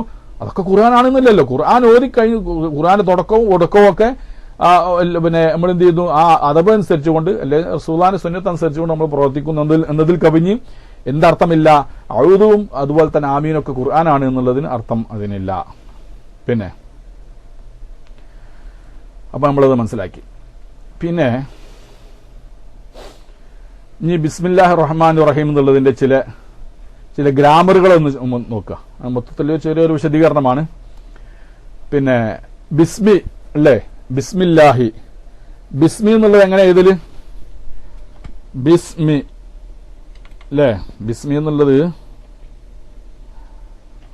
ഇങ്ങനെ എഴുതുക. യഥാർത്ഥത്തിൽ അവിടെ പിന്നെ എന്ത് കളയപ്പെട്ടിട്ടുണ്ട്? അലിഫിനെ കളയപ്പെട്ടിട്ടുണ്ട്. കാരണം ഇസ്മി എന്നുള്ളതിനെ ബാഗ് കൊണ്ട് എന്ത് ചെയ്തതാണ്? ജെറ് ചെയ്ത ബാഗ് എന്നുള്ള ജെറിൻ ഹർഫ് കൊണ്ടിട്ട് ജെറിന്റെ ബാഗ് വന്നാൽ എന്ത് ചെയ്യണം? ബാഗ് കടന്നതായിരിക്കുന്ന ഇസ്മില് ജെറ് ചെയ്യണം അഥവാ കെസിർ ചെയ്യണം എന്നുള്ളതാണ് നിയമം, ഗ്രാമർ. ബിസ്മി അപ്പൊ ബിസ്മി എന്നാണുള്ളത്, ബിസ്മി എന്നാണുള്ളത്. അപ്പൊ എന്താണ്? അതിന്റെ അലിഫിനെ പിന്നെ കൂടുതൽ ഉപയോഗം ഉണ്ടായതിനു വേണ്ടി ആ അലിഫിനെ കളഞ്ഞതാണ് എന്നാണ് അതിനെ സംബന്ധിച്ചുകൊണ്ട് കിതാബിലുള്ളത്. ഏതായാലും ബാവിനെ കുറിച്ച് പറയാം. ബാവ് എന്നുള്ളത് ഇവിടെ ബിസ്മി എന്നുള്ള ബാവ് എന്നുള്ളത് ഇസ്തിആനത്തിന് വേണ്ടി, അതായത് സഹായം ഇൽസാക്കിന് വേണ്ടി, അല്ലെങ്കിൽ പിന്നെ ഇൽസാക്കിന് വേണ്ടിയെന്നും സബബിയത്തിന് അങ്ങനെ പല അർത്ഥത്തിനും ബാവ് വരാറുണ്ടെങ്കിലും പരിശുദ്ധ ഖുർആനിൽ ബിസ്മിയിൽ എന്നായിരിക്കുന്ന ബാവ് അത് എന്തിനു വേണ്ടിയാകുന്നു? ഇസ്തിആനത്തിന്, അതായത് സഹായം തേടുക എന്നുള്ള അർത്ഥത്തിന് വന്ന ബാ ആകുന്നു. അപ്പൊ അങ്ങനെ അർത്ഥം വെക്കുക. അഖ്റഉ മുസ്തഈനം ബില്ലാഹി, ബിസ്മില്ലാഹി എന്ന് പറഞ്ഞാല് മുസ്തഈനം ബില്ലാഹി, അള്ളാഹുവിനെ കൊണ്ട് സഹായം തേടിക്കൊണ്ട് ഞാൻ ഓതുന്നു എന്നുള്ളതാണ്. മനസ്സിലായില്ലേ? അള്ളാഹുവിനെ കൊണ്ട് സഹായം തേടിയിട്ട് ഞാൻ ഓതുന്നു എന്നുള്ളതാണ്. പിന്നെ വേറെ ഒരുപാട് അർത്ഥങ്ങൾ ആ ബാവിന് ഇവിടെ പറയപ്പെട്ടിട്ടുണ്ട്. ഏതായിരുന്നാലും പിന്നെ ഇവിടെ നമ്മൾ എന്താ അർത്ഥം കൊടുക്കുന്നത്? മുസ്തഈനം ബില്ലാഹി. ഒരുപാട് മുഫസ്സിറുകൾ വേറെയും അത് ഇൽസാഖിന് വേണ്ടിയാണെന്ന്, മുസാഹബത്തിന് വേണ്ടിയാണ് എന്നൊക്കെ പറഞ്ഞിട്ടുണ്ട്. ഓക്കെ, അപ്പൊ ഏതായാലും ഇവിടെ മുസ്തഈനം ബില്ലാഹി എന്നാണ് ഇവിടെ അർത്ഥം വെക്കുന്നത്, ബാവിന് ഇസ്തിആനത്തിന്റെ അടുത്തത്. ഇനി എന്താണ് ഈ ബിസ്മി എന്നുള്ളത്? 10 ഇസ്മുകളിൽ പെട്ടതായിരിക്കുന്ന ഒരു ഇസ്മാവുന്നു. ഇസ്മു എന്നുള്ളത് ബിസ്മി അല്ല, ഇസ്മു എന്നുള്ളത്. മനസ്സിലായില്ലേ? അപ്പം ഏതൊക്കെയാണത്? 10 വസ്ലിന്റെ ഹംസ കൊണ്ട് തുടങ്ങുന്നതായ 10 പേരുകൾ പെട്ടതായിരിക്കുന്ന ഒന്നാകുന്നു ഇസ്മ എന്നുള്ളത്. ഏതൊക്കെയാണ്? ഇസ്മ്, ഇസ്ത്, ഇബിന്, ഇബിനമ്, ഇബിനത്ത്, ഇംറഅത്ത്, ഇസ്നാനി, ഇസ്നത്താനി, ഐമുന്. കണ്ടങ്ങള് എത്ര ഉണ്ട്? ഈ പറയപ്പെടുന്ന ഈ അക്ഷരങ്ങളൊക്കെ തന്നെ എന്തുകൊണ്ടാണ് തുടങ്ങേണ്ടത്? ഇസ്മ്, ഇസ്ത്, ഇബിന്, ഇബിനമ്, ഇബിനത്ത്, ഇംറഅത്ത്, ഇസ്നാനി, ഇസ്നത്താനി, ഐമന്. ഈ പറയപ്പെടുന്നതായിരിക്കുന്ന 10 പേരുകളുണ്ടല്ലോ, ഇതിലൊക്കെ ഏത് ചേർത്ത് വായിക്കണം? വസലിന്റെ ഹംസ കൂട്ടി വായിക്കൽ നിർബന്ധം, തുടങ്ങൽ നിർബന്ധം. ഇതിലൊക്കെ വസലിന്റെ ഹംസ കൊണ്ട് പിന്നെ തുടങ്ങപ്പെട്ടതായിരിക്കുന്ന 10 നാമങ്ങളാണിത്. അതിൽപ്പെട്ട ഒന്നാണ് നമ്മളെ ബിസ്മിയിലായിരിക്കുന്ന ഇസ്മു എന്നുള്ളത്. അപ്പോ ഇസ്മു എന്നുള്ളതായിരിക്കുന്ന അലിഫ് എന്ത് അലിഫാന്ന് നമുക്ക് മനസ്സിലായി? വസലിന്റെ അലിഫാകുന്നു. കാരണം എന്തുകൊണ്ട്? വസലിന്റെ അലിഫ് കൊണ്ട് തുടങ്ങേണ്ടതായിരിക്കുന്ന 10 എണ്ണത്തിൽപ്പെട്ട ഒന്നാണ് ഇസ്മു എന്നുള്ളത്. അതുകൊണ്ട് ഇവിടെയുള്ള ആയിരിക്കുന്ന ഇസ്മ എന്നുള്ളതും എന്താകുന്നു, ഇവിടെയുള്ള ഇസ്മ എന്നുള്ള അലിഫും വസ്ലിന്റെ ഹംസയാകുന്നു എന്ന് നമുക്ക് മനസ്സിലാക്കാൻ സാധിക്കും. പിന്നെ വേറൊരു കാര്യം മനസ്സിലാക്കേണ്ടത്, ബിസ്മി എന്ന് ഞാൻ നേരത്തെ എഴുതിയതിൽ ബിസ്മി എന്നുള്ളതിൽ എന്ത് നമ്മൾ ഒഴിവാക്കിയിരുന്നു? ബിസ്മി എന്നുള്ളതിൽ നമ്മൾ അലിഫ് ഒഴിവാക്കിയിരുന്നു. പക്ഷെ ആ എല്ലായിടത്തും എന്ത് ചെയ്യാൻ പാടില്ല, അലിഫ് ഒഴിവാക്കാൻ പാടില്ല. ബിസ്മി എന്ന് എഴുതുമ്പോഴേ ബിസ്മി എന്നുള്ളതിൽ ഇവിടെ അലിഫ് ഒഴിവാക്കിയിട്ടുണ്ട്. പക്ഷെ എല്ലാ സന്ദർഭത്തിലും ആ ഇസ്മി എന്നുള്ളതിനെ മറ്റൊന്നിലേക്ക് ചേർത്ത് പറയുമ്പോൾ, അള്ളാഹു അല്ലാത്ത മറ്റൊന്നിലേക്ക് ചേർത്ത് പറയുമ്പോൾ, ഉദാഹരണം പറയുമ്പോൾ ബിസ്മി റഹ്മാനി ചൊല്ലി ബിസ്മി റഹ്മാനി എന്ന് ഓടുകയാണെന്നുണ്ടെങ്കിൽ അവിടെ അലിഫ് ഒഴിവാക്കാൻ പറ്റുമോ? ഒഴിവാക്കാൻ പറ്റില്ല. കണ്ടങ്ങള് കണ്ടോ, അവിടെ അലിഫ് എഴുത്തിന് എന്ത് ചെയ്യണം, അലിഫ് കൊടുക്കണം. പക്ഷേ പിന്നെ ബിസ്മില്ലാഹി എന്ന് പറയുമ്പോൾ അള്ളാഹു ജലാലത്തിന്റെ ഇസ്മിലേക്ക് ചേർക്കുമ്പോൾ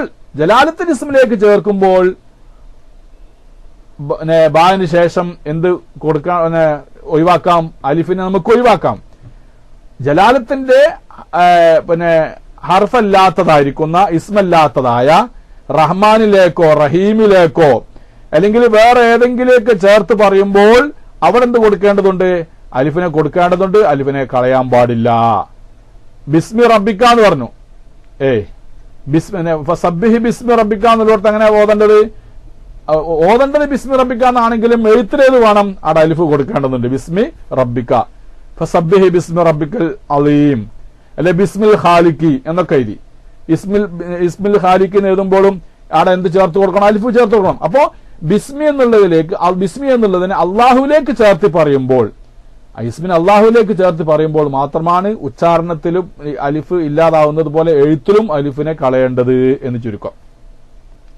പിന്നെ അപ്പൊ ബിസ്മി ബായിനെ കുറിച്ച് നമ്മൾ പറഞ്ഞ് മുസാഹബത്തിന് വേണ്ടിയാണ്, അല്ലെങ്കിൽ ഇസ്തിആനത്തിന് വേണ്ടിയാണ്, സഹായം എന്ന അർത്ഥമുള്ളതായ ബാ ആണ് അവിടെ വന്നിരിക്കുന്നത്. ഇസ്മി എന്നുള്ളത് പിന്നെ അതിലായിരിക്കുന്ന അലിഫ് എന്ത് അലിഫാകുന്നു, വസ്ലിന്റെ അലിഫ് ആകുന്നു. അത് ഉച്ചാരണത്തിൽ അത് പോവുകയും എഴുത്തിൽ അത് രേഖപ്പെടുത്തുകയും ചെയ്യും. പക്ഷെ അള്ളാഹു എന്നുള്ളതിലേക്ക് ചേർക്കുമ്പോൾ അതിൽ അലിഫിനെ കളയപ്പെടുന്നതാകുന്നു. മറ്റുള്ളതിലേക്ക് ചേർക്കുമ്പോൾ അലിഫിനെ സ്ഥിരപ്പെടുത്തുകയും ചെയ്യും. പക്ഷെ ഉച്ചാരണത്തിൽ ഏതായാലും ഉണ്ടാവില്ല എന്ന് നമ്മൾ മനസ്സിലാക്കാം. ഖത്ഇന്റെ ഹംസ എന്ന് പറയുമ്പോൾ നേരത്തെ ഉസ്താദ് പറഞ്ഞതുപോലെ അത് ഉച്ചാരണത്തിൽ ശരിക്കും വ്യക്തമായിട്ട് ഉച്ചരിക്കേണ്ടതാകുന്നു. അതിന് തന്നെ വേർതിരിച്ച് എഴുതാറുണ്ടെന്ന് തോന്നുന്നു. വേർതിരിച്ച് അതിന്റെ മേലെ ഒരു ചെറിയ ഹംസ ഇട്ടുകൊണ്ട് ഖത്ഇന്റെ ഹംസ വേർതിരിക്കാറുണ്ട് ഖുർആനിലൊക്കെ. അപ്പൊ അൽഹംദുലില്ലാഹി റബ്ബിൽ ആലമീൻ എന്നുള്ളിടത്ത് അത് ചേർത്ത് ഓതുമ്പോൾ എന്തായി തീർന്ന്, ചേർത്ത് ഓതുമ്പോൾ ബിസ്മില്ലാഹിർ റഹ്മാനിർ റഹീമിൽ ഹംദുലില്ലാഹി, അവിടെ എന്തായി ബിസ്മില്ലാഹിർ റഹ്മാനിർ റഹീമിൽ ഹംദുലില്ലാ എന്ന് ഓതുമ്പോൾ റഹീമിനെ അൽഹംദുലിലേക്ക് ചേർത്ത് ഓതുമ്പോൾ അവിടെ എന്താകുന്നു, വസിലിന്റെ ഹംസയാകുന്ന അൽഹംദുലില്ലാക്കുന്ന ആ ഹംസ എന്ത് ചെയ്യുന്നു, ഉച്ചാരണത്തിൽ നിന്ന് കളയപ്പെടുന്നു.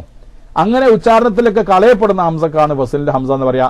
കളയപ്പെടാത്ത ഹംസക്കാണ് എന്തെന്ന് പറയാ, ഖത്ഇന്റെ ഹംസ എന്ന് പറയാ. ഇസ്തബറക്ക് എന്ന് പറയും. ഖുർആനിൽ കാണാം, നമ്മൾ സൂറത്തുൽ കഹ്ഫ് ഓതുമ്പോ മിൻ ഇസ്തബറക്ക്, മിൻ ഇസ്തബറക്ക് എന്ന് ഓതാൻ പാടില്ല. അവിടെ പിന്നെ ശരിക്കും നമ്മൾ ഖത്ഇന്റെ ഹംസ ആയിട്ട് തന്നെ ഇസ്തബറക്ക് തന്നെയാണ് ഉച്ചരിക്കേണ്ടത്. കാരണം അവിടെ ഖത്ഇന്റെ ഹംസയാണ്.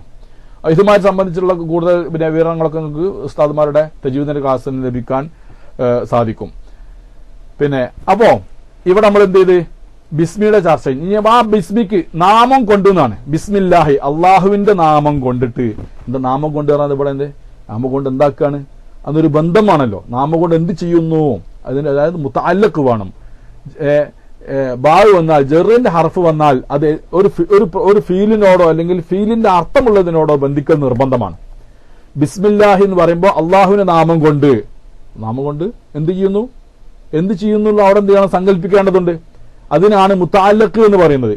ആ മുതഅല്ലഖ് എന്തായിരിക്കണം, ഒരു ഫീലിന്റെ അർത്ഥം അല്ലെങ്കിൽ ഫീലോ അല്ലെങ്കിൽ ഫീലിന്റെ അർത്ഥമുള്ളതായിരിക്കണം. അത് നിർബന്ധം. പക്ഷേ 3 രൂപത്തിൽ എന്ത് വേണമെന്നില്ല, പിന്നെ അതിന് താല്ലുക്ക് ഉണ്ടാവില്ല. ഏത് ജാറും മജ്റൂറാണ് എന്ത് വേണം, ഒരു മുതഅല്ലഖ് വേണം. ജാറ് മജ്റൂർ ഏത് വന്നാലും അതിന് ഒരു മുതഅല്ലഖ്, ഒരു ബന്ധിക്കുന്ന വസ്തു വേണം. പക്ഷെ 3 എണ്ണത്തിൽ അത് വേണ്ടതില്ല. ഏതൊക്കെയാണത്? സായിദായി കൊണ്ടുവരുന്ന ആയിരിക്കുന്ന ജറിന്റെ ഹർഫുണ്ട്, അതുപോലെ ലാല്ലയുണ്ട്. അതുപോലെ ലാല്ലക്ക് ചില ആളുകൾ ലാല്ല കൊണ്ട് എന്ത് ചെയ്യാറുണ്ട്, ജറ് ചെയ്യാറുണ്ട്. ലൗല എന്നുള്ളത് കൊണ്ട് ചില ആളുകൾ ജറിന്റെ ഹർഫായിട്ട് എണ്ണിയിട്ട് ജറ് ചെയ്യാറുണ്ട്. അപ്പൊ ലാല്ലയും ലൗലയും ജറിന്റെ ഹർഫാണ് എന്ന് പറയുന്നവരൊരിക്കല് ലഅല്ല എന്നുള്ളതിന് താല്ലുക്ക് അവര് വേണ്ട എന്നാ പറയുന്നത്. അതുപോലെ സായിദായിരിക്കുന്ന ജറിന്റെ ഹർഫിനും താല്ലുക്ക് വേണ്ട എന്നാണ് അവർ പറഞ്ഞിരിക്കുന്നത്. ഇതല്ലാത്ത ഈ 3 അവസ്ഥ അല്ലാത്ത ഏതവസ്ഥയിലും ജറിന്റെ ഹർഫ് ബാ, അതുപോലെ തന്നെ ഏതൊക്കെ ഉണ്ട്, കസ്മിന്റെ വാവ്, ബാവ്, അല, മിന്ന് തുടങ്ങിയതായിരിക്കുന്ന ജറിന്റെ ഹർഫുകൾ കുറച്ചുണ്ട്. ആ ജറിന്റെ ഹർഫുകൾ വരുമ്പോൾ അതിന് തൊട്ടടുത്തുള്ള ഇസ്മിനിക്ക് ആ പേരിനിക്ക് എന്ത് ചെയ്യേണ്ടതാകുന്നു, ജെറു ചെയ്യണം. അപ്പൊ ബിസ്മി, മീമിന് എന്ത് ചെയ്യണം, കസ്റ് ചെയ്യുക, ജെറു ചെയ്യുക, ഇതാ പറഞ്ഞത്. പക്ഷെ അത് 3 അവസരത്തിൽ ഒഴികെയുള്ളതിലൊക്കെയാണ് അത് വേണ്ടത്. അപ്പൊ ഇവിടെ എന്താ ഉള്ളത് നോക്കുമ്പോൾ, ഇവിടെ ബിസ്മി എന്നുള്ളത് അത് ഏതിലേക്കാ ബന്ധിക്കുന്നത്? അത് ബന്ധിക്കുന്നത് അതൊരു ഫീല്, നേർക്കുന്നേരമുള്ള ഒരു ഫീലിനോടാവാം എന്ന് ചിലർ പറയുന്നുണ്ട്. 2 അഭിപ്രായമാണ് ഈ വിഷയത്തിലുള്ളത്. ഏത് ബിസ്മി എന്നുള്ളത് ബന്ധിക്കുന്നത് ഫീലിനോടാണോ അതല്ല ഇസ്മിനോടാണോ? എന്നാൽ ഫീലിനോട് ബന്ധിച്ചതും ഖുർആനിൽ വന്നിട്ടുണ്ട്, ഇസ്മിനോട് ബന്ധിച്ചുകൊണ്ടും ഖുർആനിൽ വന്നിട്ടുണ്ട്. നോക്കുക, നമുക്ക് ഏതാ നോക്കുക, സൂറത്ത് ഹൂദിലെ സൂറത്ത് ഹൂദിലെ 41-ാമത്തെ ആയത്തിൽ നമുക്ക് ഇങ്ങനെ കാണാം. ഇത് ബഹുമാനപ്പെട്ട നൂഹ് നബി അലൈഹി സ്വലാത്തു വസ്സലാം തന്റെ കാലത്ത് വലിയൊരു പ്രളയം ഉണ്ടാകുമ്പോൾ, നമ്മൾ കഴിഞ്ഞ താരീഖിന്റെ ക്ലാസ്സിൽ പറഞ്ഞല്ലോ, തന്റെ കുടുംബത്തിൽപ്പെട്ടതായിരിക്കുന്ന വിശ്വസിച്ച ആളുകളെയും അതുപോലെ എല്ലാ ജീവജാലങ്ങളിൽ നിന്നും ഇണയേയും തുണയെയും കയറ്റാൻ വേണ്ടി അള്ളാഹുവിന്റെ ഓർഡർ ഉണ്ടായിരുന്നു. അങ്ങനെ അവര് ഈ ഓർഡർ പ്രകാരം തന്നെ ഈ പറയപ്പെട്ട എല്ലാ വസ്തുക്കളെയും വിശ്വസിച്ച ആളുകളെയൊക്കെ കപ്പലിൽ കയറ്റി. ആ സന്ദർഭത്തിൽ അള്ളാഹു പറഞ്ഞാണ്, വഖാലു ഇർകബൂ ഫീഹാ ബിസ്മില്ലാഹി മജ്റേഹാ വമുർസാഹാ ഇന്ന റബ്ബി ലഗഫൂറുർ റഹീം. കണ്ടങ്ങള്, ഇവിടെ ബിസ്മില്ലാഹി എന്നുള്ളത് ബന്ധിച്ചിരിക്കുന്നത് ഏതിലേക്കാകുന്നു? ഇസ്മിലാണ് ബന്ധിച്ചിരിക്കുന്നത്. അതാ ചിലർ പറയുന്നത്. അപ്പൊ ബിസ്മില്ലാഹി റഹ്മാൻ റഹീം എന്നുള്ള ഫാത്തിഹാന്റെ തുടക്കത്തിലുള്ള ബിസ്മി ബന്ധിക്കേണ്ടത് ഇസ്മിനോടാണ്. കാരണം സൂറത്ത് ഹൂദിലെ 41-ാമത്തെ ആയത്തിൽ ബിസ്മി ബന്ധിച്ചിരിക്കുന്നത് അത് ഇസ്മിനോടാണ്. എന്ന് പറഞ്ഞാൽ ഇർകബൂ ഫിഹാ, നിങ്ങൾ ആ കപ്പലിൽ കയറിക്കൊള്ളൂ, ബിസ്മില്ലാഹി മജ്റേഹാ വമുർസാ, അള്ളാഹുവിന്റെ നാമം കൊണ്ട് അത് സഞ്ചരിച്ചുകൊണ്ടിരിക്കുന്നു, അത് സഞ്ചരിക്കുന്നത് നങ്കൂരെ മുഴുകുന്നതൊക്കെ അള്ളാഹുവിന്റെ നാമം കൊണ്ടാണ്. അപ്പൊ ബിസ്മില്ലാഹി എന്നുള്ളതിന്റെ അത് ബന്ധിച്ചിരിക്കുന്നത് മജ്റാഹ എന്നുള്ള, അതുപോലെ മുർസാഹ എന്നുള്ള ഇതിനോടാകുന്നു. അപ്പൊ അള്ളാഹുവിന്റെ നാമം കൊണ്ടാണ് ആ കപ്പൽ സഞ്ചരിക്കുന്നത്, നാമം കൊണ്ടാണ് അത് നങ്കൂരമിടുന്നത്. അപ്പം ഈ ബിസ്മി എന്നുള്ള ബാവ് ബന്ധിച്ചിരിക്കുന്നത് ഇസ്മാകുന്ന മജ്റഹ എന്നുള്ള ഇസ്മിനോടാണ്. അതുകൊണ്ട് അവിടെ സങ്കല്പിക്കേണ്ടത് ഫാത്തിഹയുള്ള ബിസ്മിയുടെ ബാവിന്റെ താല്ലുക്ക് ബന്ധിക്കേണ്ടത് ഇസ്മിനോടാകുന്നു എന്ന് ചിലർ പറയുന്നു. കാരണം ഈ ആയത്തിൽ എങ്ങനെയുള്ളത്? എന്നാൽ ചിലർ പറഞ്ഞു അവിടെ ഫീലിനോടാ വേണ്ടത്. നമ്മൾ പറഞ്ഞല്ലോ, ഇവിടെ മജ്റഹ എന്നുള്ളത് ഇസ്മാണ് എങ്കിലും മസ്തറാണ്, മസ്തറൊക്കെ ഇസ്മായിട്ടാ വരെ, പക്ഷെ അത് ഫീലിന്റെ അർത്ഥമുള്ള ഇസ്മാണ് ഇവിടെ. എന്നാൽ ചിലർ പറയുന്നുണ്ട് എന്താകുന്നു, ഫീലിനോടാണ് ബന്ധിക്കേണ്ടത്. ഇവിടെ ഫീലിനെ സങ്കല്പിച്ചു കൊടുത്ത ആളുകളുണ്ട്. ഫീലിനെ സങ്കല്പിച്ചു കൊടുത്ത ആളുകൾ എങ്ങനെ, ബിസ്മില്ലാഹി അബ്തദിഉ, അല്ലെങ്കിൽ ബിസ്മില്ലാഹി അബ്ദഉ, അല്ലെങ്കിൽ ബിസ്മില്ലാഹി ഇബ്തദഉതു, ഇങ്ങനെയൊക്കെ പറഞ്ഞ ആളുകളുണ്ട്. അപ്പൊ ആദ്യം പറഞ്ഞനുസരിച്ചുകൊണ്ട് എങ്ങനെ വരിക, ബിസ്മില്ലാഹി ഇബ്തിദാഇ, അള്ളാഹുവിന്റെ നാമം കൊണ്ടാണ് എന്റെ തുടക്കം. അപ്പൊ അള്ളാഹുവിന്റെ നാമം കൊണ്ടാകുന്നു എന്റെ തുടക്കം. അപ്പൊ ഇസ്മായി തീർന്നു. അള്ളാഹുവിന്റെ നാമം കൊണ്ട് ഞാൻ തുടങ്ങിയിരിക്കുന്നു, അല്ലെ ഞാൻ തുടങ്ങുന്നു എന്ന് പറയുമ്പോൾ ഫീലായി. അപ്പോ ഇസ്മാൻ എന്ന് പറഞ്ഞവര് ഈ ആയത്താണ് തെളിവ് പറഞ്ഞിരിക്കുന്നത്. ഇത് സൂറത്ത് ഹൂദിലെ 41-ാമത്തെ ആയത്തിൽ ഇസ്മിനോടാണ് ബന്ധിച്ചിരിക്കുന്നത്. അതുകൊണ്ട് ഫാത്തിഹ സൂറത്തിൽ ബിസ്മി ബന്ധിക്കേണ്ടത്, അതിന്റെ ബിസ്മി എന്നുള്ളത് ബന്ധിക്കേണ്ടത് ഇസ്മിനോടാകുന്നു. എന്നാൽ ചിലർ പറയുന്നു ഫെയിലാണ്, ഒരു പ്രവർത്തനത്തെ സൂചിപ്പിക്കുന്നതായ ഇതിനോടാണ് ഇത് ബന്ധിക്കേണ്ടത് എന്ന് പറഞ്ഞവരുള്ള അവർക്കും തെളിവ് ഖുർആൻ തന്നെയാണ്. അവരെന്താ പറയുന്നത്, സൂറത്തുൽ അലക്കിലെ 1-ാമത്തെ ഫസ്റ്റിലെ ആയത്തുണ്ടല്ലോ, ആദ്യമായിട്ട് പ്രവാചകർ സല്ലല്ലാഹു അലൈഹി വസല്ലം ഞങ്ങൾക്ക് ഇറങ്ങിയ ആയത്തിൽ എങ്ങനെയുള്ളത്, ഇഖ്റ ബിസ്മി റബ്ബിക്കല്ലദീ ഖലഖ്. അട്ടോ ഇഖ്റ ബിസ്മി റബ്ബിക, അവിടുത്തെ റബ്ബിന്റെ നാമം കൊണ്ട് നിങ്ങൾ ഓതുക. അട്ടോ നാമം കൊണ്ട് ഓതുക എന്നുള്ള ഫീലാണ് അവിടെ. ഇഖ്റ ബിസ്മി റബ്ബിക. ഉണ്ടോ അവിടെ എന്താണ്? അപ്പോ ബിസ്മി എന്നുള്ളത് ബന്ധിക്കേണ്ടത് ഇതിനോടാകുന്നു, ഫീലിനോടാകുന്നു എന്നാണ് ഇവർ പറയുന്നത്. അതിന്റെ തെളിവാണ് ഇവർ ഉദ്ദേശിച്ചത്. ഇഖ്റ ബിസ്മി. കേട്ടോ, ബിസ്മി എന്നുള്ളത് ബന്ധിച്ചിരിക്കുന്നു ഇഖ്റ എന്നുള്ള ഫീലാ, അംർ ഫീലാണ്. ഖറഅ എന്നുള്ളതിന്റെ കൽപ്പനയാകുന്നു ഇഖ്റ എന്നുള്ളത്. അപ്പൊ ബിസ്മി എന്നുള്ളത് ബന്ധിക്കേണ്ടത് ഇഖ്റയോടാണ് എന്നുള്ള തെളിവാണ്. സൂറത്തുൽ അലക്ക് ആദ്യമായിട്ട് ഇറങ്ങിയായിരിക്കുന്ന ആയത്തിൽ ബിസ്മിയെ ബന്ധിച്ചിരിക്കുന്നത് ഫീലിനോടാകുന്നു. ആയതിനാൽ അവിടെ എന്താണ് വേണ്ടത്? ഫീലിനോടാകുന്നു സങ്കല്പിക്കേണ്ടത്. രണ്ടും ശരി തന്നെയാണ്. ഈ രണ്ട് അഭിപ്രായങ്ങളും ശരി തന്നെയാണ്. മനസ്സിലായില്ലേ? അതിലൊന്നും നമ്മൾ തള്ളിക്കളയേണ്ട ആവശ്യമില്ല. എന്തുകൊണ്ട്? പക്ഷെ ഫീലാണ് എന്ന് വരുമ്പോൾ അവിടെ യഥാർത്ഥത്തിൽ ഫീലിനോടായി. ഇസ്മാണെന്ന് വരുമ്പോൾ ആ ഫീലിന്റെ അർത്ഥം അതിലുണ്ടായിരിക്കുകയും ചെയ്യും. അപ്പൊ എന്ത് പ്രവർത്തനമാണെങ്കിലും അള്ളാഹുവിന്റെ നാമം കൊണ്ടാണ് തുടങ്ങേണ്ടത്. ഓത്താണെങ്കിൽ എന്ത് സങ്കല്പിക്കുക? ബിസ്മില്ലാഹിർ റഹ്മാനിർ റഹീം, അള്ളാഹുവിന്റെ നാമം കൊണ്ട് ഞാൻ ഓതുന്നു, അല്ലെ ഓതാൻ ആരംഭിക്കുന്നു എന്ന്. ഭക്ഷണം കഴിക്കുകയാണെങ്കിൽ ബിസ്മില്ലാഹിർ റഹ്മാനിർ റഹീം, അവിടെ സങ്കല്പിക്കേണ്ടത് ആക്കുലു, ഞാൻ തിന്നുന്നു എന്നാണ്. അള്ളാഹു നാമം കൊണ്ട് തിന്നുന്നു. ഒരാള് വീട്ടിൽ നിന്ന് പുറത്തിറങ്ങുകയാണെങ്കിൽ ബിസ്മില്ലാഹിർ റഹ്മാനിർ റഹീം, അള്ളാഹു നാമം കൊണ്ട് ഞാൻ പുറത്തിറങ്ങുന്നു. ഒരാൾ ഉറങ്ങാൻ പോവാണെങ്കിൽ ബിസ്മിക റബ്ബി, അള്ളാഹുവിന്റെ നാമം കൊണ്ട് ഞാൻ ഉറങ്ങാൻ പോകുന്നു. അതുപോലെ എന്ത് പ്രവർത്തനങ്ങൾ, നല്ല കാര്യങ്ങൾ എന്ത് ചെയ്യാണെന്നുണ്ടെങ്കിലും ഒക്കെ തന്നെ നല്ല കാര്യങ്ങളായിരിക്കണം കേട്ടോ. ഒരാൾ ഹറാമായ കാര്യം ചെയ്യുമ്പോൾ അത് ബിസ്മിയോട് തുടങ്ങാൻ പറ്റുമോ? പാടില്ല, ഹറാമാണ് എന്നല്ല, അത് മുർത്തദ്ദായി പോകുന്ന പണിയാണ്. ഒരാൾ കള്ള് കുടിക്കുമ്പോൾ, മദ്യം കുടിക്കുമ്പോൾ ബിസ്മില്ലാഹിർ റഹ്മാൻ എന്ന് പറഞ്ഞാൽ ആൾ ഇസ്ലാം നിന്ന് പുറത്തു പോകും. ആൾ പരിഹസിക്കാനാണ് എന്നുണ്ടെങ്കിൽ, വിവരമില്ലാത്തതാണെങ്കിൽ ഹറാം തന്നെ എന്തായാലും വരും. മനസ്സിലായില്ലേ? അപ്പോ നല്ല കാര്യങ്ങൾ തുടങ്ങുമ്പോൾ അതിലൊക്കെ എന്ത് വേണം? ബിസ്മി കൊണ്ട് തുടങ്ങേണ്ടതാകുന്നു. അപ്പോൾ ഓതുകയാണെങ്കിലും ഇരിക്കുകയാണെങ്കിലും തിന്നുകയാണെങ്കിലും കുടിക്കുകയാണെങ്കിലും വുളു എടുക്കുകയാണെങ്കിലും നിസ്കരിക്കുകയാണെങ്കിലും ഒക്കെ തന്നെ ബിസ്മി ആണെങ്കിൽ അടക്കം എന്താ ബിസ്മി എന്ന് പറഞ്ഞാൽ അതിനുശേഷം പ്രവർത്തിക്കുന്ന പ്രവൃത്തിയാണ് അതിലേക്ക് ബന്ധിക്കുക.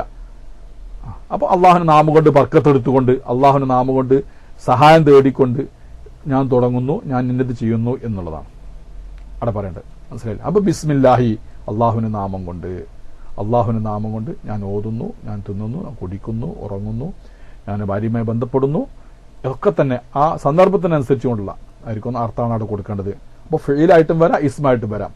അത് ചർച്ച കഴിഞ്ഞു. ഇനി നമ്മളെന്ത് പറയാം? എന്തിനാണ് അള്ളാഹു സുബ്ഹാനഹു വ തആല ബിസ്മില്ലാഹി ഇസ്മ എന്നുള്ളതിനെ ഇവിടെ മുന്തിച്ചിരിക്കുന്നത്? അവിടെ ഫീലിനേക്കാൾ ഇവിടെ മുന്തിച്ചെന്നാ പറയുന്നത്. ബിസ്മില്ലാഹി അബ്തദിഉ, അല്ലെ അബ്തദിഉ ബിസ്മില്ലാഹി, ബിസ്മില്ലാഹി ബിത്ദായി, അള്ളാഹുവിന്റെ നാമം കൊണ്ടാണ് എന്റെ തുടക്കം.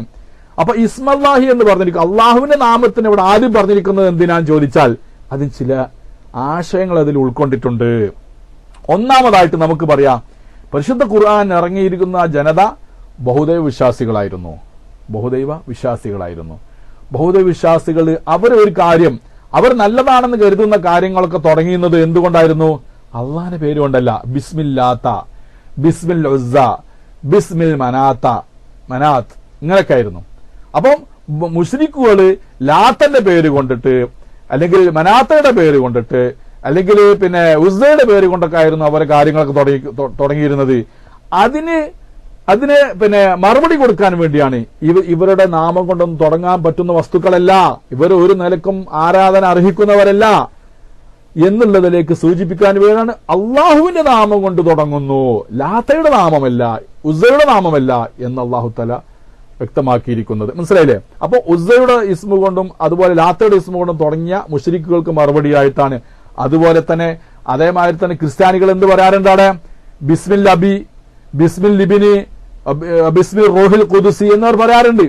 ത്രിയേകത്വത്തിലേക്ക് സൂചിപ്പിച്ചുകൊണ്ട് പിതാവിന്റെ നാമത്തിൽ, പുത്രന്റെ നാമത്തിൽ, പരിശുദ്ധാത്മാവിന്റെ നാമത്തിൽ എന്ന് പറയാറുണ്ട്. അതിന് മറുപടിയാണ് ബിസ്മില്ലാഹി, അള്ളാഹുവിന്റെ നാമത്തിൽ എന്ന്, അള്ളാഹുവിന്റെ നാമത്തിലാണ് തുടങ്ങേണ്ടത് എന്നുള്ളതിലേക്ക് സൂചിപ്പിച്ചുകൊണ്ട് അള്ളാഹു തആല അതിനെ ആദ്യമായിട്ട് മുന്തിച്ചിരിക്കുന്നത്. മനസ്സിലായില്ലേ? വേറൊരു കാര്യമുള്ളതെന്ന് വെച്ചാൽ ഇസ്ലാമിന്റെ തുടക്കത്തില് എങ്ങനെയായിരുന്നു എഴുതിയിരുന്നത്? ബിസ്മില്ലാഹിർ റഹ്മാനിർ റഹീം എന്നല്ല എഴുതിയിരുന്നത്, ബിസ്മിക് അല്ലാഹുമ്മ എന്നായിരുന്നു ആദ്യത്തിലൊക്കെ എഴുതി. ഹുദൈബിയ സന്ധിന്റെ സന്ദർഭത്തിൽ നമുക്കറിയാലോ, ഹുദൈബിയ സന്ധി സന്ദർഭത്തില് പിന്നെ അവർ ബിസ്മില്ലാഹിർ റഹ്മാനിർ റഹീം എന്ന് എഴുതിയപ്പോ പിന്നെ തടസ്സവാദം ഉന്നയിച്ച് മുശ്രിക്കുകളുടെ നേതാവ് സുഹൈൽ ഇബ്നു അംർ തടസ്സവാദം ഉന്നയിച്ചു. പിന്നെ അടുത്ത ഇസ്ലാമിലേക്ക് വന്നിട്ടുണ്ട് അദ്ദേഹം. ഞങ്ങൾക്ക് പിന്നെ റഹ്മാനു റഹീമോ ഒന്നും അറിയില്ല, ഞങ്ങൾക്ക് റഹ്മാനു റഹീം എന്ന് പറയാം, ബിസ്മിക് അല്ലാഹുമ്മ എന്ന് എഴുതിയാൽ മതി എന്ന് പറഞ്ഞു. എന്നാൽ സഹാബത്ത് മുമ്പ് ഏതിനായിരുന്നു? കുലിദുർ റഹ്മാന, കുലിദുല്ലാഹ അബിദുർ റഹ്മാന എന്ന് പറയുന്നതായ ആയത്ത് ഇറങ്ങിയപ്പോഴോടുകൂടെയാണ് ബിസ്മിക് അല്ലാഹുമ്മ എന്ന് അതുവരെ എഴുതിയിരുന്ന സഹാബത്ത് ബിസ്മില്ലാഹിർ റഹ്മാനി എന്ന് പറയാൻ തുടങ്ങി. പിന്നെ വേറെ ആയത്തില് റഹീം എന്നുകൂടി വന്നതുകൊണ്ട് അതിനുശേഷം ബിസ്മില്ലാഹിർ റഹ്മാനിർ റഹീം എന്നുകൂടി അവർ ഓതിയെന്ന് കാണാം. അതെവിടെ ഞാൻ പറഞ്ഞുതരാം. പിന്നെ അതാ ഇസ്ലാമിന് മുന്നേ ബിസ്മി ഉണ്ടായിരുന്നില്ല. ഇസ്ലാമിന് മുമ്പ് ബിസ്മില്ല. അവര് പിന്നെ മക്കാ മുശ്രിക്കുകളൊക്കെ പോലെ തന്നെ എല്ലാവരും എഴുതിയിരുന്നത് ബിസ്മിക്ക് അല്ലാഹുമാന്നായിരുന്നു. പിന്നെ ബിസ്മില്ലാഹി മജ്റേഹ എന്നുള്ളതായിരിക്കുന്ന സൂറത്ത് ഹൂദിലെ 41-ാമത്തെ ആയത്തിറങ്ങിയപ്പോൾ അവരെന്ത് എഴുതാൻ തുടങ്ങി? ബിസ്മില്ലാഹി എന്ന് എഴുതാൻ തുടങ്ങി. ബിസ്മിക്ക് അല്ലാഹുമാ എന്നുള്ളത് ഒഴിവാക്കി ബിസ്മില്ലാഹി ആക്കാൻ തുടങ്ങി. പിന്നെ ഏത് അബിദുർ റഹ്മാന അബിദുർ റഹ്മാന എന്നുള്ളതായിരിക്കുന്ന ആയത്തിറങ്ങിയപ്പോൾ ബിസ്മില്ലാഹി റഹ്മാനി എന്നാക്കി. പിന്നെന്ത് ചെയ്ത് പിന്നെ പരിശുദ്ധമായിരിക്കുന്ന ബിസ്മി തന്നെ ഇറങ്ങി. എങ്ങനെ? വൈന്നഹു ബിസ്മില്ലാഹി റഹ്മാനിർ റഹീം എന്ന് ശരിക്കും അങ്ങോട്ട് ബിസ്മി ഇറങ്ങിയപ്പോൾ അതിനുശേഷം അവർ എന്ത് ചെയ്തു? പരിപൂർണമാനിലേക്ക് ബിസ്മില്ലാഹിർ റഹ്മാനിർ റഹീം. അബ്ദുല്ലാഹി ബിൻ മസ്ഊദ് റളിയല്ലാഹു അൻഹു പറയുന്നു, കുന്നാ നക്തുബു സമാനം ബിസ്മിക അല്ലാഹുമ്മാ. അതുകൂടി നമുക്ക് കാണുന്നത് നല്ലതാണ്. ഈ ബിസ്മിയുടെ ആദ്യ ദശയിലുള്ളതായിരിക്കുന്ന അവസ്ഥ എന്തായിരുന്നു? ഇപ്പോൾ പിന്നെ അതെങ്ങനെ വന്നതൊക്കെ കുന്നാ നക്തുബു സമാനൻ ബിസ്മിക അല്ലാഹുമ്മ, ഞങ്ങൾ ഒരുപാട് കാലം ബിസ്മിക അല്ലാഹുമ്മ എന്നായിരുന്നു എഴുതിയിരുന്നത്. ഹത്താ നസലത്ത്,